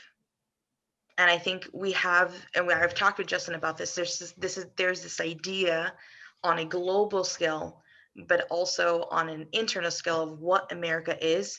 And some of that is true, but some of that is a narrative that was crafted in order for us to be compliant to a system that was never for us. You took European settlers and came to native land, and you raped and you pillaged, and you said, this was mine. And you created governments that was never intended for people who look like me or look like Anisa, and different people. And you brought in slave labor to create this new economy. And then you put in systems and barriers in place to keep those people, once they had a degree of freedom, down. And so that was my whole thing with Trumpism, is like, make America great again. That was great for you, but it wasn't great for people like me. And so I think that with what we saw at January 6th is, even on a demographic scale, in 2050, more people are going to be Hispanic in America. You are seeing the little browning of America, and for people in power, how the idea that the world is changing without you is super terrifying, but at the same sense, fear leads to violence. And I think we're seeing that. The Capitol was the exact moment of that. And I think the question really is the America that we're all talking about worth saving to begin with? Or is it okay, like Anisa said, the fall of that empire is happening in real time, and we have the chance to rebuild something. But for me personally, I don't think the America that we're all talking about, that's done and it's dead, and we need to let it die. Yeah, thank you. Oh, go ahead, Anisa. I just wanted to add on one thing you mentioned, Deshann, is how like we are getting more and more diverse, and the way in which specifically the Democratic Party is working to like silence it or assimilate us into it is representational politics. Like there's a Black woman as a vice president, we have more Black and brown people in Congress, but that there were Black slave overseers. I'm not happy with having Black and brown individuals in Congress or holding a violent position as vice president. And so they're trying to slowly change it and trying to calm us down with empty platitudes. Like, you can also be this, see, like you can be here and you can look at the other poor Black and brown individuals and help them or whatever that is, because they never really do help us. And so as we are going more diverse and more like our populations are changing, they're trying to silence us by showing Black and brown faces like Ocasio-Cortez or Ilhan Omar, and thinking that that's going to silence us. And it is working for a few individuals, but I know a lot of young individuals I follow on Twitter are refusing to buy into that. It's a culture war. It's a culture war. There's this elite power, and I believe the struggle comes from this power dynamic of there's this elite class of political elites, public corporations who have a lot of money, and the 1% owning all of this wealth, and the common class of people who are just trying to make ends meet. Most people are living paycheck to paycheck. Most people are struggling to make ends meet. Meanwhile, you have this huge population owning tons and tons of the wealth, and it creates this, and I agree with you what you guys are saying in the terms of, there was this idea of America, but it was never really represented for all people. I think there's still that idea of America, whether or not they created it just for them, fuck that. It's for all of us inherently. And I feel like our generation's it's for everyone, regardless of, skin color, race, religion, like pronouns, he, her, them, like we are all people existing on this earth, and we have the pursuit of happiness. And that's what we're doing. We're pursuing that happiness by taking steps and saying, you know what, these huge corporations and this big political class, we're not going to sit silent anymore. And they're scared. And I would also like to, you mentioned an America that works for all of us, but one thing we're forgetting is this doesn't belong to any of us. It belongs to Indigenous folks. And so we can't build something that works for everybody when we're stealing land or we're occupying land that does not belong to us. And so that is also why I have difficulty trying to come to terms or believing that the American beliefs will come into fruition, because this isn't really even our land. But how do we how do we go forward from here? Let me add something here. Michael? Sure. Because I tend to agree with a lot of what you had to add, and I appreciate your addition there. And I'm looking at this from the lens of like the empire of America and its longevity. Like I think I came across something recently that the average age of an empire or an empire as we've known it historically is like 250 years, right? And America is 245 years old. Wow. Historically, we collapse right about now. And I think though we have tools at our disposal to maybe avert that. We have ways to communicate that people in the past have. We were gathered here, 7 of us having this conversation from each of our different perspectives, where like this wasn't possible in the past. And the more we have these conversations, I think the more we have the chance to avert the collapse of America. But I'm going to take it back to China really quick, because I think it's important to note that China's agenda ultimately is to colonize the world and assimilate the rest of the world in their belief system, in their way of life. They've already largely colonized Africa. They have money and infrastructure across the world, And I think as America starts to decline, and our military is in almost every country in the world. And if America starts to fall, and we have to bring our military back to our homeland. So first, look at the power vacuum that we create in these places across the world for, extremists, for Russia, for China, for ISIS, whatever it is, for these extreme ideas to come in and then take over that position of control. Which, maybe it's necessary in certain areas for that control to be given back to the people that inhabit that land, but doing it so suddenly and drastically and just like cutting that cord and all of America's military just coming back to the United States in one instant is very dangerous. And I think if we see the decline of America, we will have a mainland threat from China. And it might not be in the next couple of years. I just in the way that China is converting the world to their ideal. I think that would be their next step is sucking up all that power that is left open worldwide when our military comes home. And then as we continue to decay from within this country, it's going to be it might be the way it's an expansion of the way we've already experienced it, which is China buying out property, buying out institutions, putting up the money for universities to stay afloat and stay alive. And now in some ways, these institutions are sold out, businesses. It might be a continuation of that. But it could also be a homeland invasion. And I just think it's important to sound the alarm on the potential threat that China really does have to what we are talking about preserving, if at all anything. And if we're going to just decide to start anew and build something new, like that's going to be a rough road to just abandon what we have, because we leave ourselves susceptible to being completely overtaken by maybe not even just China, but overtaken by whatever other power wants to step in and has the ability to take over. I have a question for you, Justin. It's Yeah. just because I'm unaware.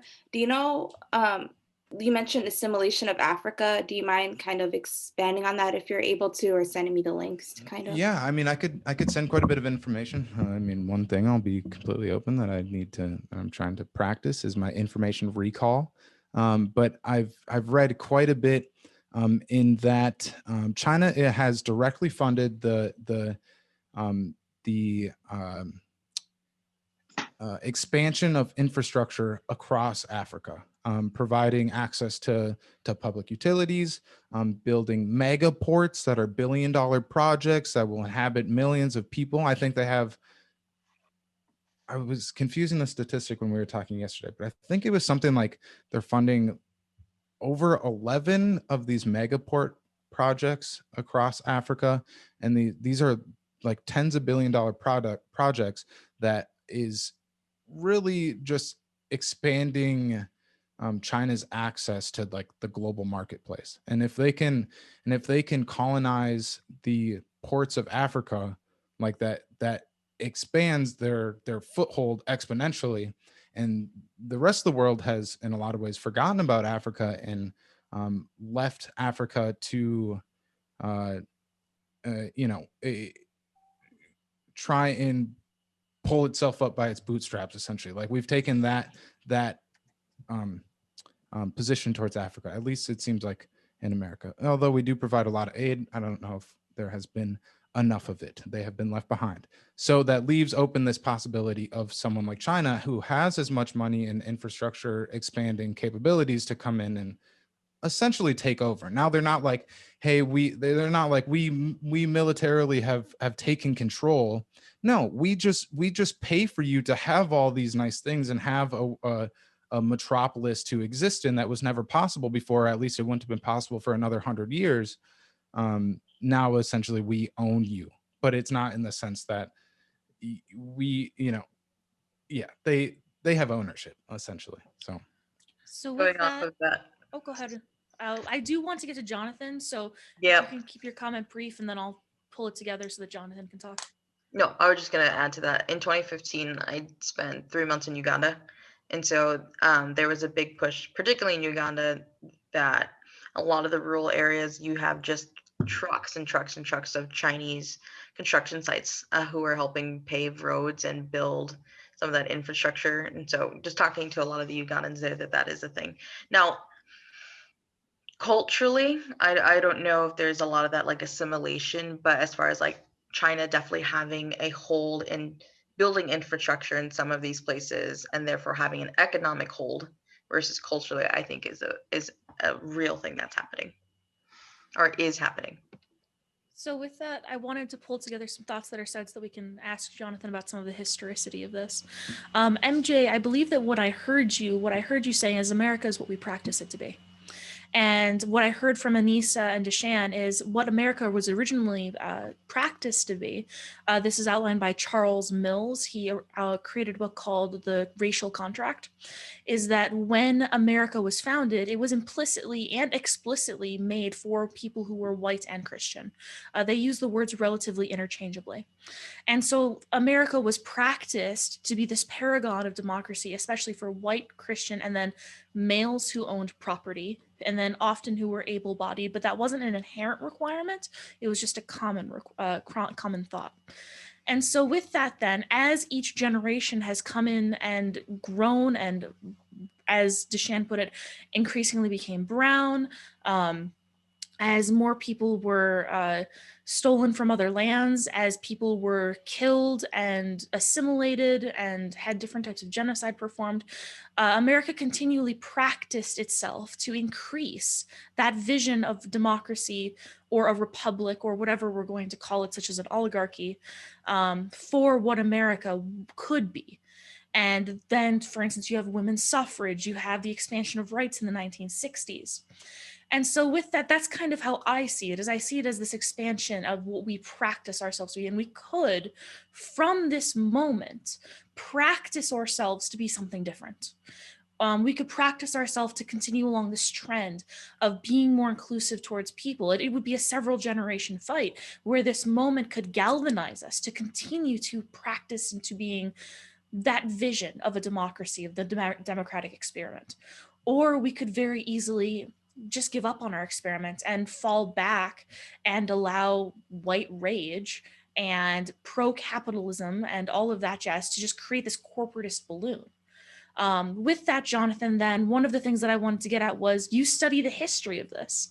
So what do you think about the history of, do you think America stood, do you agree with what I just put forward and kind of what I heard from everybody else, or like, where do you disagree? What have you picked up? No, I completely agree with you 100%. America, it's paradoxical. It could represent hope, or it does represent, 400 years of oppression. America's founded on wiping out Native Americans and bringing over slave labor.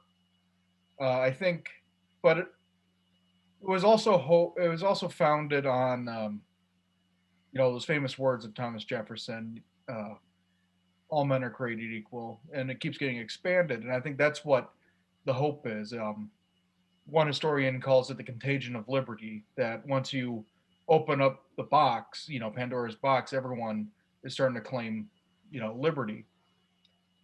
But I think what I was thinking of earlier when I heard people, discussing what is America, what does it mean, it took me back to this poem by Langston Hughes called "Let America Be America Again." And I'm just going to read some of it for you right now. And I think it really speaks to what we're trying to get at, and what does America represent, what could it represent, and what has it represented.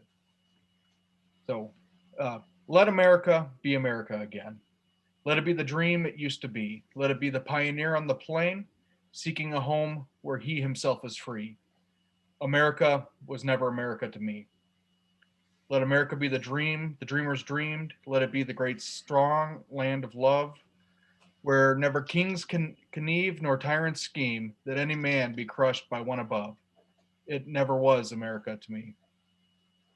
Oh, let my land be a land where liberty is crowned with no false patriotic wreath, but opportunity is real and life is free.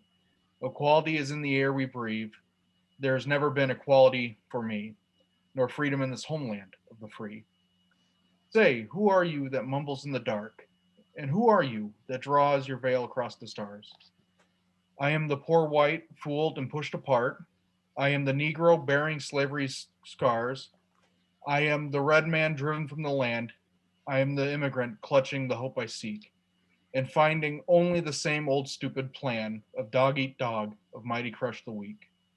I am the young man full of strength and hope, tangled in that ancient, endless chain of profit, power, gain, of grab the land, of grab the gold, grab the ways of satisfying need, of work the men, of take the pay, of owning everything for one's own greed. I am the farmer, bondsman to the soil. I am the worker, sold to the machine. I am the Negro, servant to you all. I am the hungry, humbled, hungry, mean. Hungry yet today, despite the dreams, beaten yet today, O pioneers. I am the man who never got ahead, the poorest worker, battered through the years. Yet I am the one who dreamt our basic dream in the old world while still a serf of kings, who dreamt a dream so strong, so brave, so true, that even yet its mighty daring sings, in every brick and stone, in every furrow turned, that's made America the land it has become. Oh, I'm the man who sailed those early seas in search of what I meant to be my home. For I am the one who left Ireland's shore and Poland's plain, and England's grassy lea, and torn from black Africa's strand I came, to build a homeland of the free. The free? Who said the free? Not me. Surely not me. The millions on relief today, the millions shot down when we strike, the millions who have nothing for our pay, for all the dreams we've dreamed, for all the songs we've sung, and all the hopes we've held, and all the flags we have hung, the millions who have nothing for our pay, except the dream that's almost dead today. Oh, let America be America again, the land that never has been yet. And yet it must be, the land where every man is free. That land is mine, the poor man's, the Indians, Negroes, me, who made America. Oh, yes, I say it plain. America never was America to me. And yet I swear this oath, America will be. So pretty much that's what I think. America has hope, but we got to make it that way. And it's our work that we devote ourselves to make equality for everyone. Jonathan. I think we're getting close to wanting to wrap this up. I just, before we move forward with closure, I just want to show appreciation to everyone that has jumped in here and participated. I think I'm really happy with how this has gone, and it has exceeded my expectation for how it would go. I'd say the quality of conversation kind of blew me away. This is something that I would enjoy watching and definitely participating in further. So thanks for the inspiration, and thanks for your participation. Yeah, Sorry, I just want to kind of extend that too. I know you'll say that too, but I think this was very valuable. As far as like the conversation goes, I feel like I learned a lot. I feel like we really got a conversation going. Jonathan, that poem was beautiful. Like that was really beautiful. Like I thank you for reading that. Like that kind of encapsulates, I feel like, a lot of what we were talking about with that conversation. And yeah, who was it by again? Langston Hughes. He was a famous Harlem Renaissance poet. And, that poem's probably almost 100 years old now, and it still rings so true. Yeah, I want to look that up and look more into that. Thank you. Yeah, and I think this is one thing America will always deal with if America is to exist, because we are founded on that original sin, but maybe we can overcome it. Yeah, I definitely also really want to thank everybody for the level of discourse. I feel like we could have a conversation about this for hours and literally not end. The level of discourse has been amazing. Yeah, let's go out with one kind of final activity per se. Each of us are gonna just take a second to ask one other of us a question. Now, pick anyone you want, any question you want. feel free. And if for some reason the person being asked doesn't want to answer, of course, you're not obligated to. But yeah, so does anyone want to start? Does anyone have any questions off the top of their head for anybody? And what I'll say is just try to be inclusive of everybody. So if somebody's been asked a question, pick somebody who hasn't if possible. But yeah, you folks go ahead. If you have a question for anybody, go for it. I'm going to jump in then. So Anisa, you mentioned about the Native Americans, and for here in Canada, that's been a flashpoint discussion as how we treat our Indigenous peoples, and it's been, I don't know, our legacy of hate and all of that, because Canada is not sinless. How do you feel like American exceptionalism has factored into the way this has all been discussed? And how do you feel that it will impact communities of color, including Indigenous people? The focusing on the American exceptionalism, sorry. I'm so, do you mind repeating it once more? I'm sorry. Yeah, no worries at all. So you touched on the mistreatment of Indigenous folks and their land rights, which has been a huge problem here in Canada. My question for you is, how do you feel like American exceptionalism feeds into how Indigenous people are mistreated, especially when we talk about the discourse surrounding what has happened after the 6th? Do you mean like how Indigenous people are treated in America or just across the globe? America specific. I'm assuming that's maybe easier. Yeah.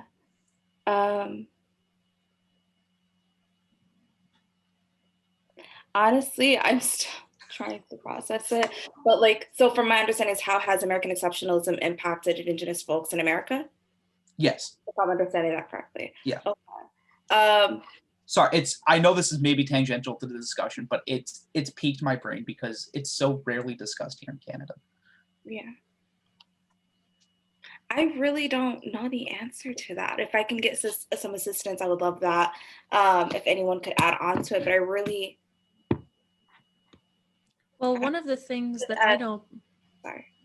Oh no, one of the things that I know is that definitely the idea that America could do no wrong, that our things can be excused, that we don't have to take responsibility for the fact that that the history of the people who are in levers of power today in America comes from a place where genocide was committed.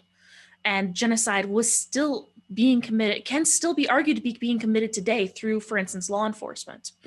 And so because of that, America's exceptionalism is our ability to like argue that we have a moral standing in the world and that people should listen to us about how they should handle their own internal affairs based off of our morality. But at the same time, then we ignore the fact that we have a Kent state. We ignore the fact that we have so many people dying every single year on our soil who are Black and Indigenous and queer. And yet we blame other countries such as China and Russia for those same exact actions. And so for me, American exceptionalism is the fact that we look at ourselves and we go, oh, it's a one-off, instead of it's 400 years of active oppression that is institutionalized into our country. And so that's kind of how I see it. And go for it, Anisa, take on over. No, thank you so much for building that base for me. I truly appreciate it. But also, the American exception was like throwing crumbs at Native folks and trying to convince them that that is enough. In Minnesota right now, our Democratic governor, Tim Walz, is allowing for Line 3 to continue, which is literally going against Native folks, while we do have a Native lieutenant governor, so representational politics right there. But yeah, it's just like throwing crumbs and refusing autonomy. Like there's no way Native folks can have autonomy over their beings, or anyone really, especially Black and Brown and Indigenous folks, over their own beings or land and stuff like that. And trying to convince other Americans too that what they're doing for the Natives is helping them, or it's assisting them and stuff like that. And then also, like with my Native friends, trying to make it seem as if they should be thanking the US government or just America for where they're at right now, you know, like, oh, like, how dare you not be happy with the crumbs we're throwing at you and continuously giving it to you and then taking it back and giving it to you and then taking it back. And so, and that moral argument you made, honestly, it's, the people say this is America, and I'm like, okay, like this is exactly, it is America. And so I don't know why people try to use that as like, this can't be happening here and stuff like that. Does somebody else have another question that they want to ask another panelist? I do. And Gerald already took Anisa, so I'll ask it to Justin. I think we've talked a lot about the macro stuff, and that's cool and that's fine. So have a bird's eye view of politics, but politics affects real lives. And so I know personally, like, shit's wild.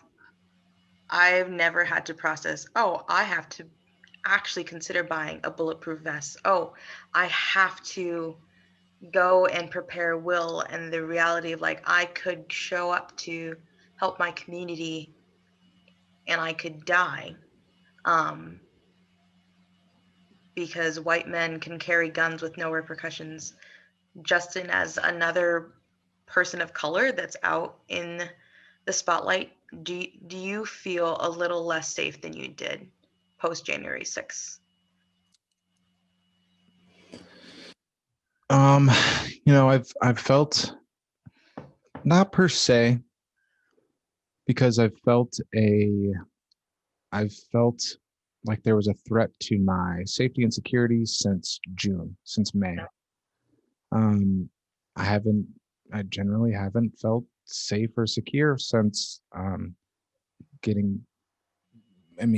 being in the front of everything that we experienced in May. So January 6th really didn't change it much for me. And I think in part that's because I credit that to a part, like, I feel like I've had a good pulse of what to expect, and conversations I was having even at the beginning of 2020 before George Floyd was what we're witnessing now.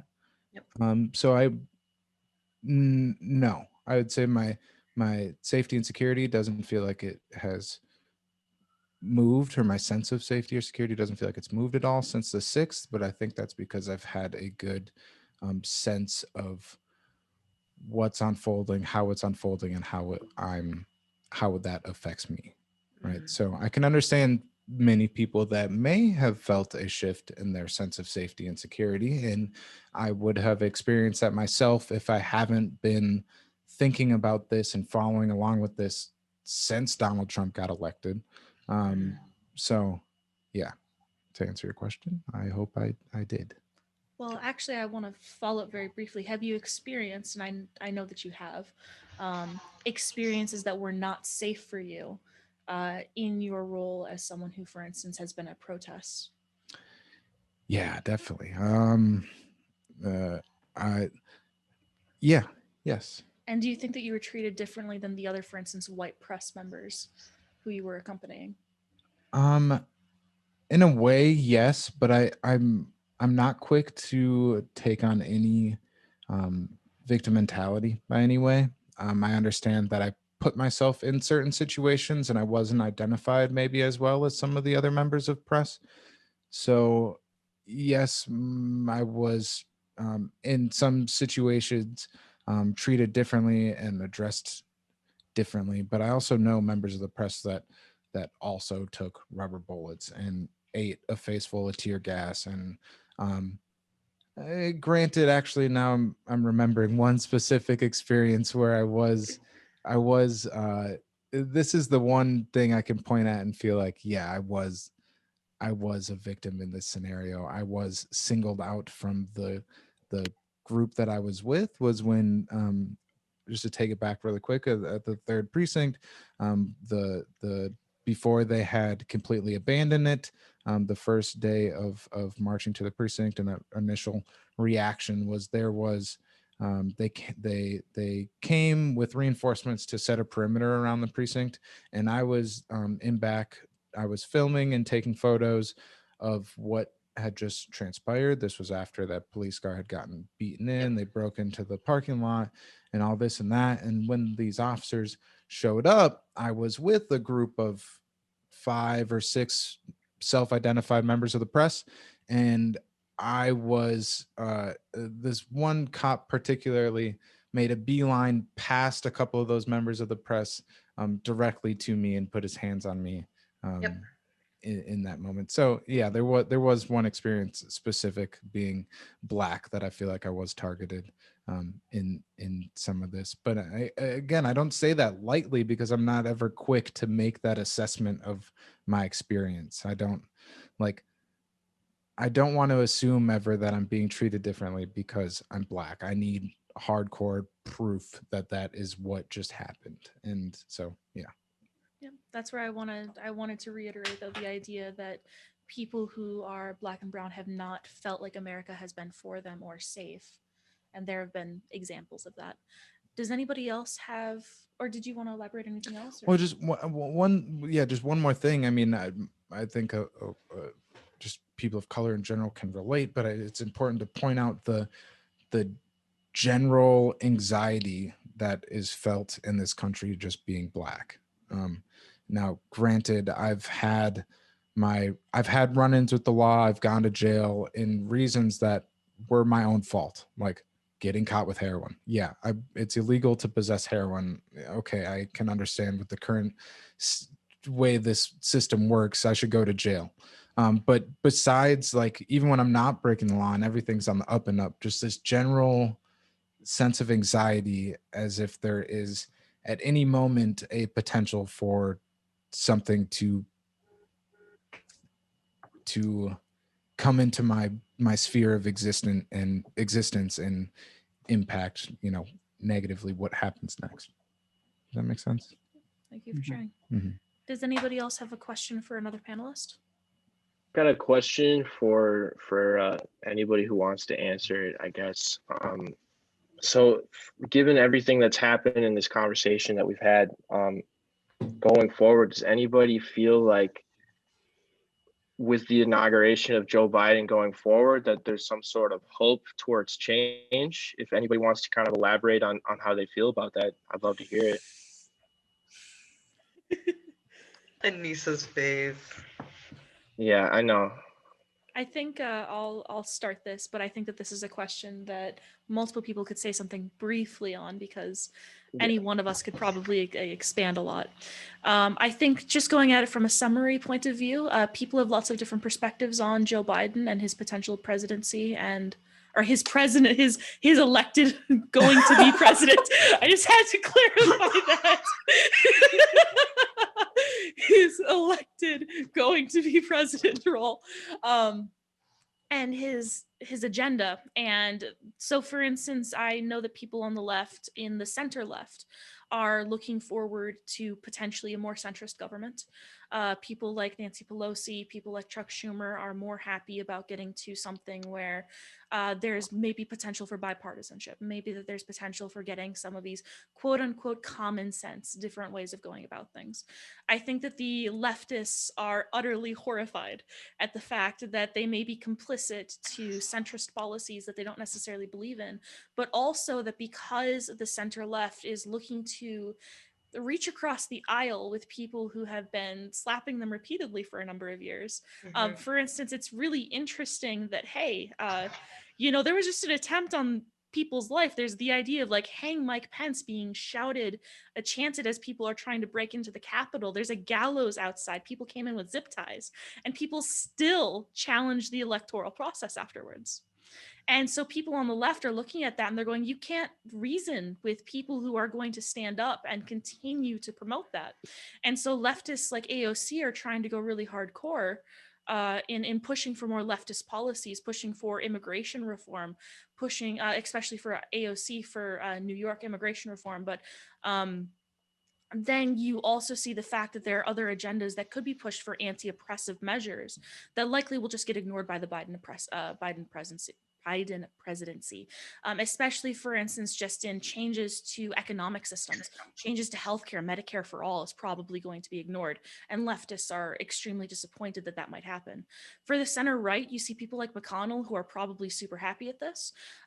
They are probably sad because, well, they're probably happy because it's going to reveal a crack in the Democrats, where you're going to have, and I know I'm going super long and I apologize for this, you have people in the center right who are super happy about what's going on. They think it's going to reveal a crack in the Democratic Party, but it also gives them a position where they can push some potential bipartisanship so that they can get their agendas in a time where Democrats hold the House, the Senate, and the presidency. And then there's just the question of what are they going to do with it? And the far right is horrified at the Democrats, socialist, communists who are going to be in control and who, depending upon the person's vision, just stole the election. And so that's the variety of perspectives that are here. So what do you folks hope happens go forward, as what I heard from MJ? So Jonathan, go for it. Great way to put it. Thanks, Drake.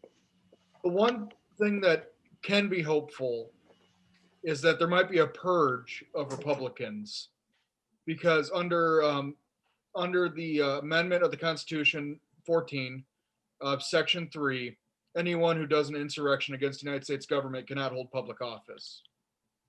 So there's a possibility, maybe not a whole lot of people, but certainly the Trump family and Senator Josh Hawley and Ted Cruz and a lot of the congressmen, they could probably be removed from office. That's the only hope I have, and it's very optimistic, but not too realistic. Josh Hawley one is realistic, though. Yeah. Gerald? I'm gonna go next here just because I probably have the least personal stake in all of this. I don't think your president or president-elect is the problem. The root causes here are far more insidious than that. Just as an outside observer looking in, your two massive issues are racial inequality, which is severe, income inequality, which is severe, and both of those are being fed by the corporatization of the private corporatization of media. So that's Biden brings to me no change of any meaningful sort. I seem to see that America is being looted, and it's being enabled by these corporate oligarchs, these elitists, but also the political establishment. And that is my gripe with Joe Biden, is he is also a part of the political establishment that has enabled the corporate looting of America. And I don't know if it's likely he'll put an end to it. I think it's more likely that he'll further enable it through regulation. And I think it's very dangerous to see the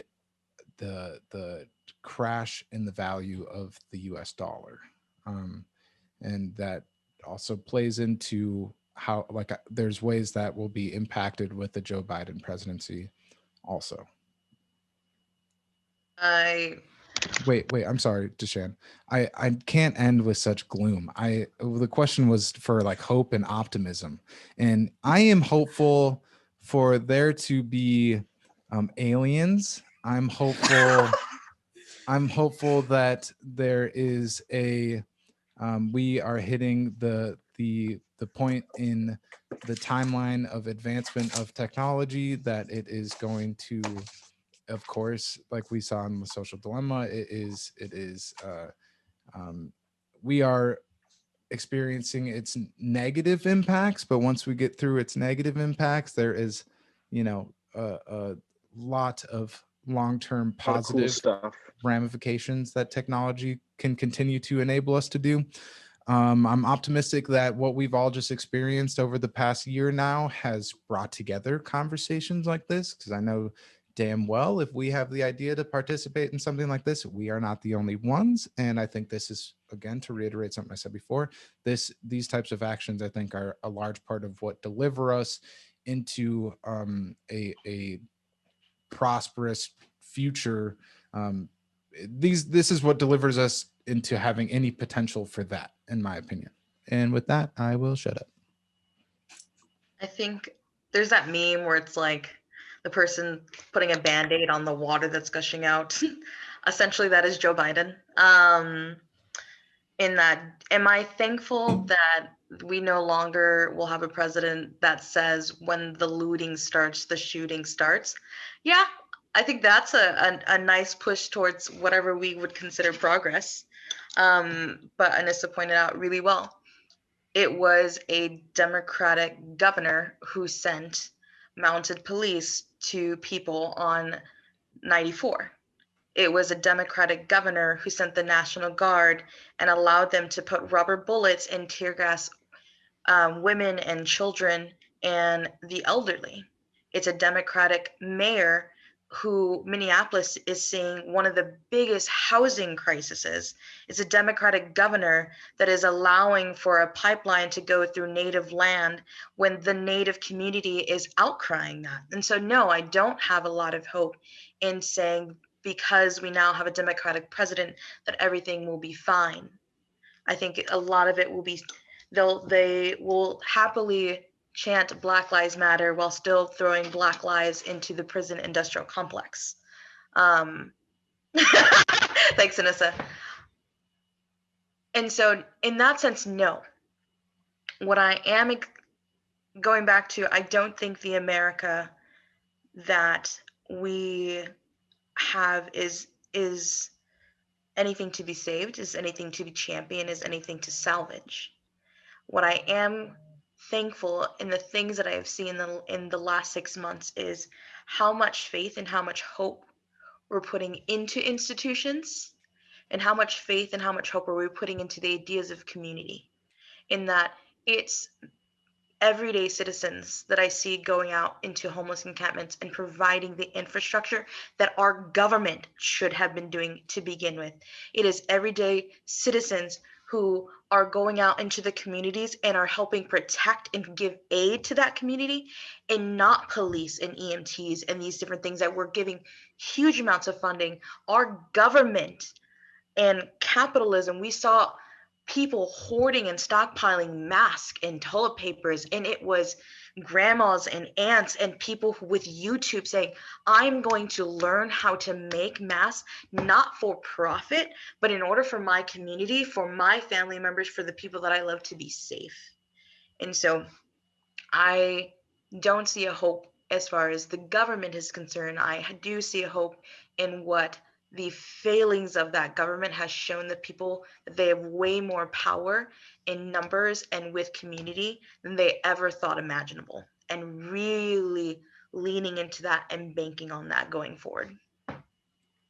Thank you. Just the clarification before going to Anisa is that the I-94 event, if that was at the date of November 4th, where 646 people were cited for arrest in, I believe it's Minnesota's second largest disobedience, as been clarified. Is that the event that you're speaking of? Yep. Okay, just wanted to make that clarification. Go ahead, Anisa. Everything you said was just amazing. Like after that, it's like, wow. But yeah, as Joe Biden himself said last year, under his presidency, nothing would fundamentally change. So I don't believe that he will do anything except for throw out empty platitudes and statements and parade his Black vice president around, who she herself has been known to imprison young Black and brown individuals up in California. And so, as Deshann mentioned, no hope in this government. I am an abolitionist. I cannot wait till this empire falls so we can see what comes out after this, because I just have no hope in this government, in this country, in this institution, in its institutions at all. And so, yeah, my hope and the hope that I have is always going to be with the community that I'm working with, who is already working on what's going to happen after. Because honestly, it's not a matter of if this empire will fall, it will fall. It's a matter of when it will fall and who's going to be prepared to build something better following its fall. And then, thank you, Anisa. I will finish out the question because I shared some facts, but I didn't share necessarily my thoughts. For me, this statement might be controversial to a lot of people. I know I'm going to say something that might be controversial. Oh no. I was listening to Tim Wise's Dear White America. And in it, what he brings forward is this kind of set of arguments. He's very economically based. But he basically goes, America is a white welfare state, and it has been since inception. That's what America has been practiced to be. If not for America's government providing military aid in the form of law enforcement and military to shut down, for instance, rebellions and resistance by people of color to fight against slavery, slavery wouldn't have been possible. If not for the fact that you have all sorts of things like the Homesteading Act, which allows for the stealing of Native American land enforced by treaties that were forcefully written in many cases or coerced, which were backed by military people, you couldn't have had the Homesteading Act, which led to one of the greatest expansions of white America's wealth in the United States. If not for, in the 1950s, the greatest economic bills that were available only to white people, specifically because those bills were made to exclude people who were put in occupational caste systems where they could only have certain jobs, such as being farmhands or doing domestic labor. And those were excluded from the GI Bill, from the federal home bill. And then those communities were purposely torn down, such as Rondo in Minneapolis, in order to build a highway. If not for the fact that white people in this country have relied upon the government so strongly in order to enforce and practice what would be a white supremacist nation, we end up getting to this moment where people in the 1960s looked at it and went, wait a sec, people that are not white are getting helped by the government? And that's where I see this starting fight against big government happening. And that's where I see this resentment of economic assistance. Stimulus packages, direct stimulus packages, were originally meant in the 1930s for white women who were taking care of their kids to not have to go and do labor so that they could take care of the kids while the Depression and the Dust Bowl was happening. So the fact that these things were so commonly accepted in white America up until the point that magically people of color started being able to have access to things, and then it was resented, is really interesting to me. And so the fact that we have this moment of racial reckoning where white people have expressed their rage, they have now had a capital.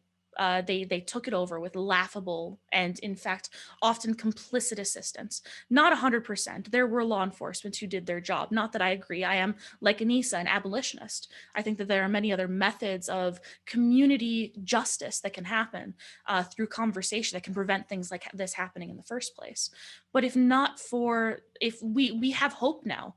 This system is meeting it's either an empire, or however you want to describe it, it's meeting its moment of reckoning. And the world is going to be brown. America is in 2040 going to get to be brown and black as its majority. White people are getting to the minority.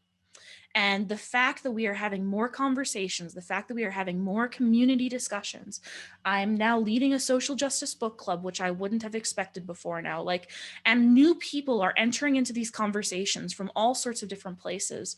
I'm meeting white liberals who I would have never expected to have in conversation, talking to them about very leftist abolitionist ideas and having some of them agree with it.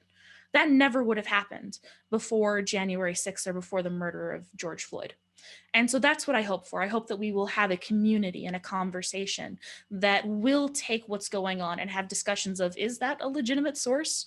If so, why should we believe it? And maybe come forward and learn from people who are experiencing marginalization about the way that we need to lead forward into a world out of it. So with that then, does anybody have another question that they'd like to ask another panelist? Or is that a good place to close out? Good place to close out. Oh, I left you folks speechless. Well, again, I just want to reiterate something I said before. Thank you. Thanks, everybody, for your participation. Thank you, Drake, for the major assistance in putting this all together. Drake did most of the work, so I just showed up. Not true. Created the PowerPoint and all that. You created the PowerPoint, stuff like that, and co-moderated. And so with that, then all of you are, of course, invited back to further chats in the future. We plan on hosting them more often.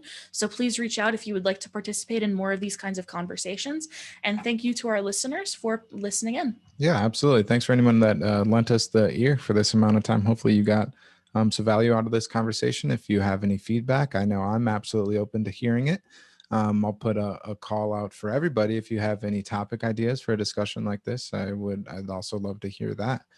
because I think we intend on doing this more often, especially after actually experiencing it. I'm telling you guys, I'm like blown away by the quality of this conversation. So I appreciate everyone bringing their A game and being ready for this and what you all had to offer. So with that, I'm going to stop the recording, but you guys just stay for just one more second. And yeah, so peace and love, everybody. Appreciate you listening. Thank you, folks. Bye.